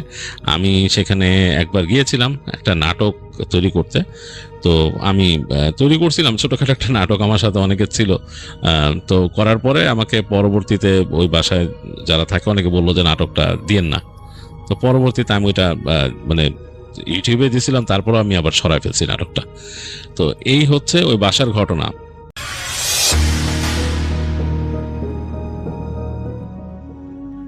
আর এই ঘটনাটা ঘটেছিল কানাডার ম্যানিটোবা সিটিতে। এটা খুব বেশি দিন আগের ঘটনা না, এটা ঘটেছিল আজ থেকে 7 থেকে 8 মাস আগে ম্যানিটোবার কোন একটা এরিয়াতে। তো যার সাথে ঘটেছিল তার আপন ভাই আমাকে এটা বলে। তো শুভ নামে এক ভাই আছে, উনি কানাডা থাকতেন, ওনার সাথে মূলত ঘটনাটা ঘটে। উনি আজ থেকে 1-1.5 বছর আগে যান। তো শুভ ভাই যখন কানাডায় ওই ম্যানিটোবা সিটিতে যান, ওখানে ভার্সিটিতে ওনার এক বাঙালি ফ্রেন্ড, 2জন ক্যানাডিয়ান এবং একজন মালয়েশিয়ান ফ্রেন্ডের সাথে খুব বন্ধুত্ব হয়, এবং ওনার একটা ফ্রেন্ড সার্কেল মানে একটা ভালো সার্কেল হয়ে যায়। এবং ওনারা প্রত্যেকেই পার্ট টাইম জব করতেন। আর ওনাদের উইকেন্ড ছিল প্রতি রোববার। দেখা যেত যে শনিবারের পর ওনারা ফ্রি থাকতো এবং সারা রাত বিভিন্ন জায়গায় ওনারা পার্টি করতো, গাড়ি নিয়ে বের হতো, এবং সানডেতে ওনারা স্বাধীন বাসায় থাকতো। তো ওনাদের এক ফ্রেন্ড ছিল কানাডার, ওই সার্কেলের মধ্যে কানাডিয়ান এক ফ্রেন্ড ছিল, ওনার নাম ছিল বার্নার্ড। তো সেই বার্নার্ড একদিন বলছে যে দেখো, আমরা যে এরকম রাতে পার্টি করি শনিবার দিন, তো এটা আমরা না করে আমার এক রিলেটিভ আছে, ওনার একটা এরকম ছোট বাংলোর মতো আছে এই ম্যানিটোবা সিটি টু সাইডে, ওখানে গিয়ে কিন্তু আমরা ইচ্ছা করলে স্যাটারডে নাইটটা কাটাতে পারি, তাহলে আমাদের জন্য খুব ভালোই হয়। আমরা ওখানে একটা নির্দিষ্ট প্লেসে মজ মাস্তি করলাম, কোনো সমস্যা নাই। তখন বাকি ফ্রেন্ডগুলাও রাজি হয় এবং বলে যে ঠিক আছে তাহলে এক কাজ করো, আমরা একদিন দেখে আসি ওটা কেমন। তো ওরা এরকম ওই প্লেসটায় যায় এবং ওই বার্নার্ড ওর রিলেটিভকেও ফোন দিয়ে বলে যে আমরা ফ্রেন্ডরা মিলে আসছি, তোমার এটা থাকবো। তো ওই রিলেটিভও বলে যে ঠিক আছে সমস্যা নাই, তোমরা যাও গিয়ে দেখো পছন্দ হয় নাকি। তো শুভ ভাই যেটা বলে যে এটা নাকি প্লেসটা খুব সুন্দরই ছিল, একটা ছোট ঘরের মতো ছিল একটা এরিয়ার ভিতরে, সামনে বড় মাঠ ছিল, পাশে একটা গার্ডেন ছিল এবং সামনে একটা ছোট লেক ছিল। তো ওনাদের এক ফ্রেন্ড ছিল, সে বলছে যে সামনে যেহেতু লেক আছে আমরা তো ইচ্ছা করলে মাছ ধরতে পারবো, তো এক কাজ করো নেক্সট উইকে এটা ওকে করে ফেললো যে আমরা নেক্সট উইকেন্ড এখানে আসছি, স্যাটারডে নাইট থাকবো এবং রেগুলার আমরা যদি ভালো লাগে আমরা রেগুলার এখানেই আসবো। তো কানাডিয়ান সেই ফ্রেন্ড বার্নার্ড সে বলে যে না কোনো সমস্যা নাই, আমার রিলেটিভ আমার খুব কাছের বড় ভাইয়ের মতো, কোনো সমস্যা নেই, ও নাও বলবে না, তোমরা আগে দেখো ভালোভাবে যেটা পছন্দ হয়েছে নাকি জায়গাটা। তো ওদের মধ্যে দিয়ে একজন ফ্রেন্ড বলতেছে যে পছন্দ হয়েছে, কিন্তু দেখো এটা কিন্তু সিটির অনেক বাইরে, আর এখানে আশেপাশে নির্জন, কোনো ফ্যামিলি বা কোনো বাসা বাড়ি কিন্তু নাই, তো আমাদের কি রাতে থাকাটা এখানে সেফ হবে? তো বার্নার্ড বলে যে দেখো দরকার হলে আমার যে ফ্যামিলি মেম্বার যিনি আছে যার জায়গা এটা, উনি দরকার এখানে রাতে থাকবে, কোনো সমস্যা নাই। তো যথারীতি বার্নার্ড ওর সেই ফ্যামিলি মেম্বার বা যিনি ওনার ছিলেন তাকে ফোন দেয় এবং বলে যে আমাদের প্লেসটা পছন্দ হয়েছে, আমরা আসবো নেক্সট উইকেন্ডে এবং তুমি আমাদের সাথে থাকবা। তো ওই লোকও রাজি হয় এবং সেই লোকটা বলতেছে যে হ্যাঁ আমি থাকবো ঠিক আছে, বাট যেটা করবা যে তোমরা একটা নির্দিষ্ট টাইমে আসবা, যে অফিস শেষ করে এই সঙ্গে সঙ্গে এসে পড়ো, তারপরে আমরা একসাথে ঢুকবো এখানে, মানে ওই প্লেসটা একসাথে ঢুকবো। তবুও দেখা যায় যে আগে দিয়েই ওই বার্নার্ডকে ওর যে এটা যে ওনার ছিল ওই চাবিটা দিয়ে দেয় যে তুমি তাও এখানে চাবিটা তোমাকে দিয়ে রাখলাম, বাট তুমি প্লেসটায় নেক্সট উইকেন্ডে যখন আসবা একসাথে আমরা ঢুকবো, আগে আগে ঢুকো না। তো ওই পরের উইকেন্ডে আসে ওরা নিজেদের মধ্যে, ওরা খুব একটু খুশি যেন একটা প্লেস পাইছে ওরা। তো শুভ ওরা ওই বড়শি কিনে ফেলে যে মাছ ধরবে লেকে। তো নেক্সট উইকেন্ড এরকম শনিবার দিন অফিস শেষ করে ওরা গাড়ি নিয়ে বের হয়ে পড়ে এবং ওরা ওই সন্ধ্যার পর পর ওখানে যায়। তো বার্নার্ড গিয়ে ওর ফ্যামিলি যে মেম্বার মানে যার এই জায়গাটা ওনাকে ফোন দেয় এবং ফোন দিয়ে বলতেছে যে আমরা তো এসে পড়ছি, তুমি এসে পড়ো তাড়াতাড়ি। তো ওই লোক বলতেছে যে আমি তো রওনা দিচ্ছিলাম, একটা সমস্যা হয়েছে, আচ্ছা ঠিক আছে এক কাজ করো তোমরা ঢুকো, তোমরা জাস্ট ওই যে বনফায়ার আয়োজনটা করো, আমি আসতেছি, আর বারবিকিউ যদি করতে চাও সেটিং করো, আমি এসে বাকিটা তোমাদের হেল্প করব। আর অন্ধকার রাখো না, যেহেতু জায়গাটা খুব নির্জন, তোমরা একটু আলো টালো আশেপাশে জ্বালায় রাখো, বা এই যে বনফায়ারটা যে করবো একটু ভালোভাবে কইরো যাতে আগুনটা না নিবে, আর আমি আসতেছি বেশি দেরি হবে না। তো এটা হওয়ার পর ওরা এরকম যায় এবং ওদের দুজন ফ্রেন্ড ওরা ওই যে মাছ ধরতে রেডি হয়ে যায়, বড়শিতে মাছ ধরবে। এদিক দিয়ে বনফায়ারও অলরেডি খুব সুন্দর করে করা হয়। তো মাছ ধরতে ধরতে ওরা কয়েকটা মাছ ধরার পর হঠাৎ করে যে মাছ ধরছিল ওদের আরেক কানাডিয়ান ফ্রেন্ড, সে বলতেছে দেখো বড়শিটা লেকের থেকে কেউ টানছে, খুব ভারী কিছু একটা টানছে দেখো। তো মালয়েশিয়ান যে ফ্রেন্ডটা আছে সে বলতেছে যে দেখো দেখি দুজন মিলে কি বড় মাছ হবে, দেখি দুজন মিলে এটা আমরা বড়শি টানতে পারি নাকি দেখি। ওরা এখানে দুজনের জায়গায় তিনজন মিলে টানতে থাকে বড়শিটা, কিন্তু না ওরা পারছে না, লেক থেকে কিছু একটা বড়শিটাকে জোরে টানছিল, মানে বড়শিটা ভেঙে ফেলবে এরকম একটা অবস্থা। তো তারপরে একটা সময় দেখা যায় যে শুভ দেখে যে বড়শিটা নাকি একবার টান দিয়ে নিয়েই যায়। তখন ওদের আরেক ফ্রেন্ড বলে হয়তো বা এমন হয়েছে যে কোনো ভারী মাছ বা বড় মাছ হবে এখানে, ভারী সে এটা টান দিয়ে নিয়ে গেছে, আচ্ছা থাক দরকার নাই, আমরা যা মাছ ধরে এখানে অল্প কয়েকটা ধরছি না থাক। তো একজন বার্নার্ডকে বলে যে তুমি তোমার রিলেটিভকে ফোন দাও, ওনাকে বলো এখানে আসার জন্য, আমরা তাহলে আমাদের বারবিকিউ বা অন্যান্য যা পার্টি প্রোগ্রামটা আছে আমরা শুরু করি। তো বার্নার্ড ও রিলেটিভকে ফোন দেয়, দেখছে উনি ফোন ধরতেছে না, তো ভাবে যে হয়তো বা কাছাকাছি এসে পড়ছে।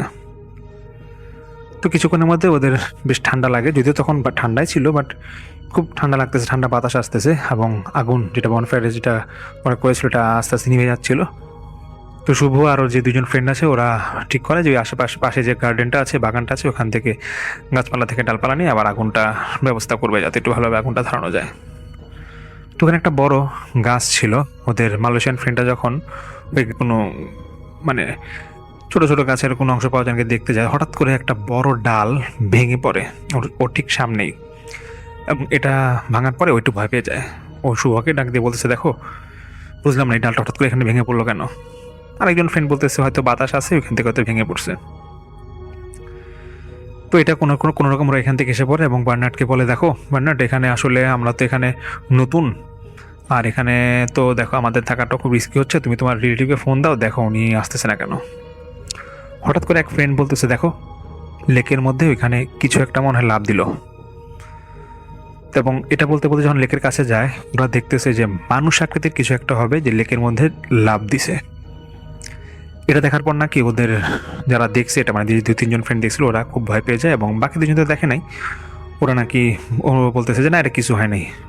বাট যারা দেখছিল ওরা বলতেছে যে দেখো এটা খুবই খারাপ কিছু একটা মানে আমরা দেখছি, এক কাজ কর আমরা রুমের মধ্যে বসি, এবং বার্নার্ডকে বলে যে তুমি তোমার রিলেটিভকে ফোন দাও। তারপর ওরা রুমের মধ্যে যখন বসে, বাইরেও কোনো আগুনের ব্যবস্থা এরকম নাই। তো ওরা বাইরে থেকে শুনতেছে যে কেউ দরজা নক করছিল। তো নক করার পর বার্নার্ড ভাবে যে হয়তো রিলেটিভ আসছে।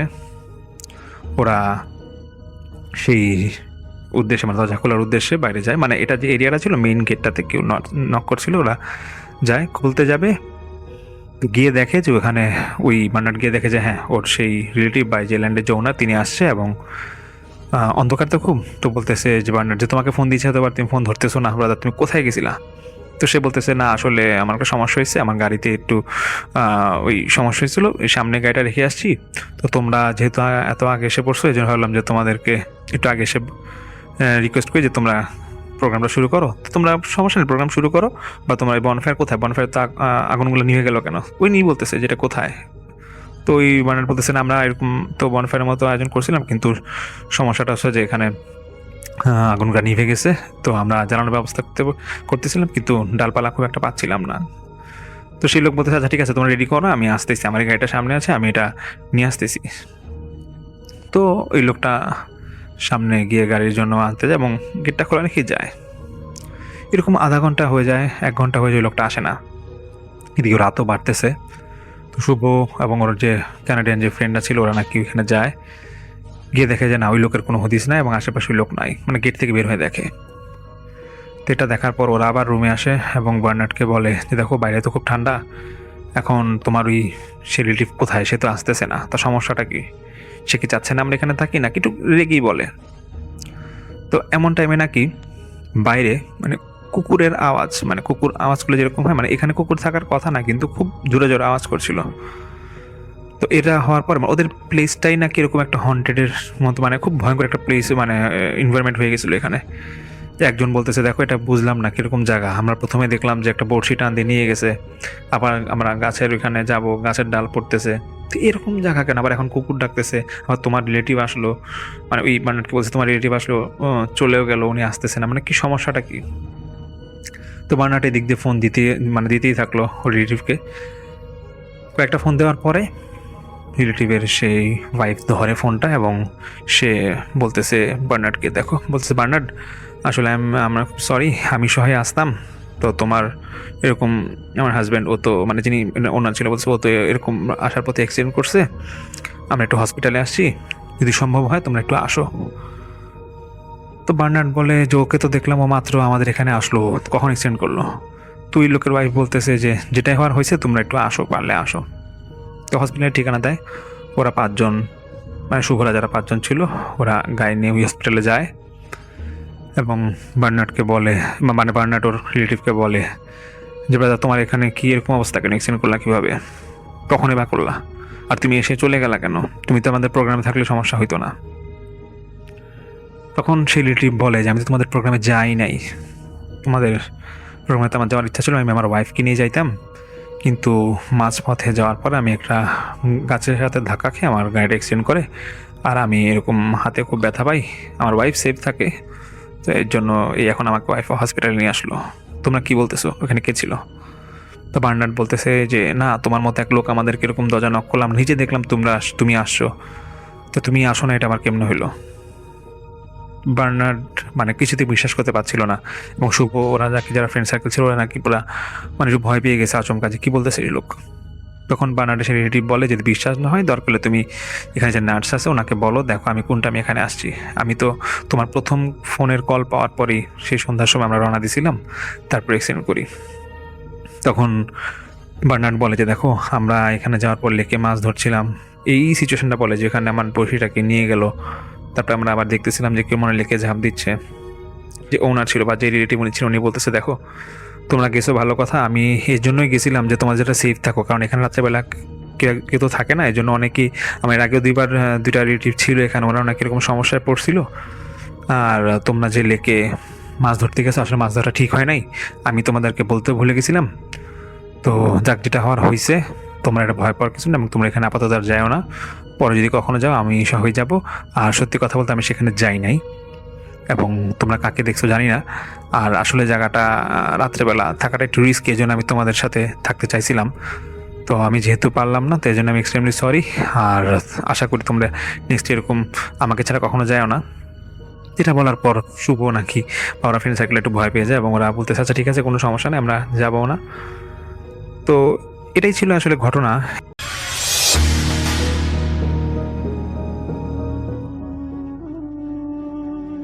ঠিক ওই মুহূর্তে আমার মনে হচ্ছিল মানুষের চামড়া এত দ্রুত কিভাবে কুঁচকে যেতে পারে।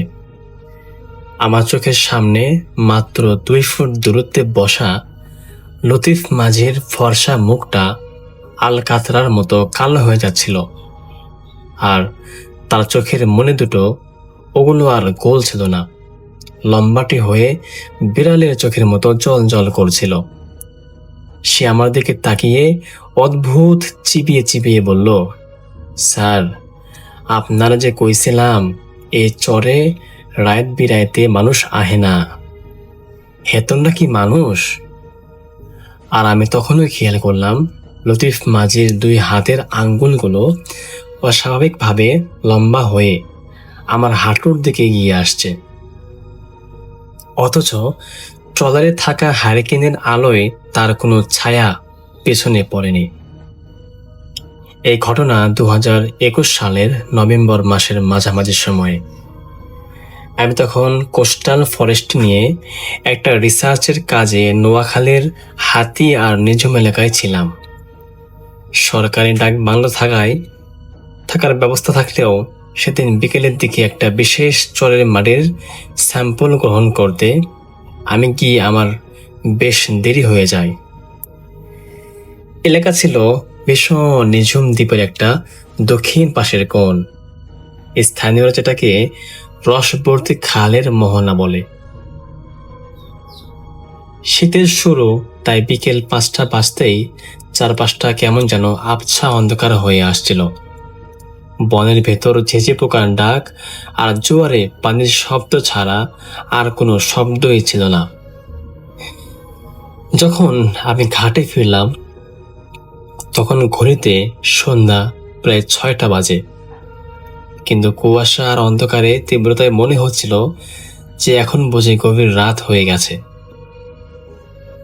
আমি ঘাটে এসে দেখলাম কোনো নৌকা বা কোনো ট্রলার নেই, তাই মোবাইলটা বের করে দেখলাম সেখানে কোনো নেটওয়ার্কও নেই।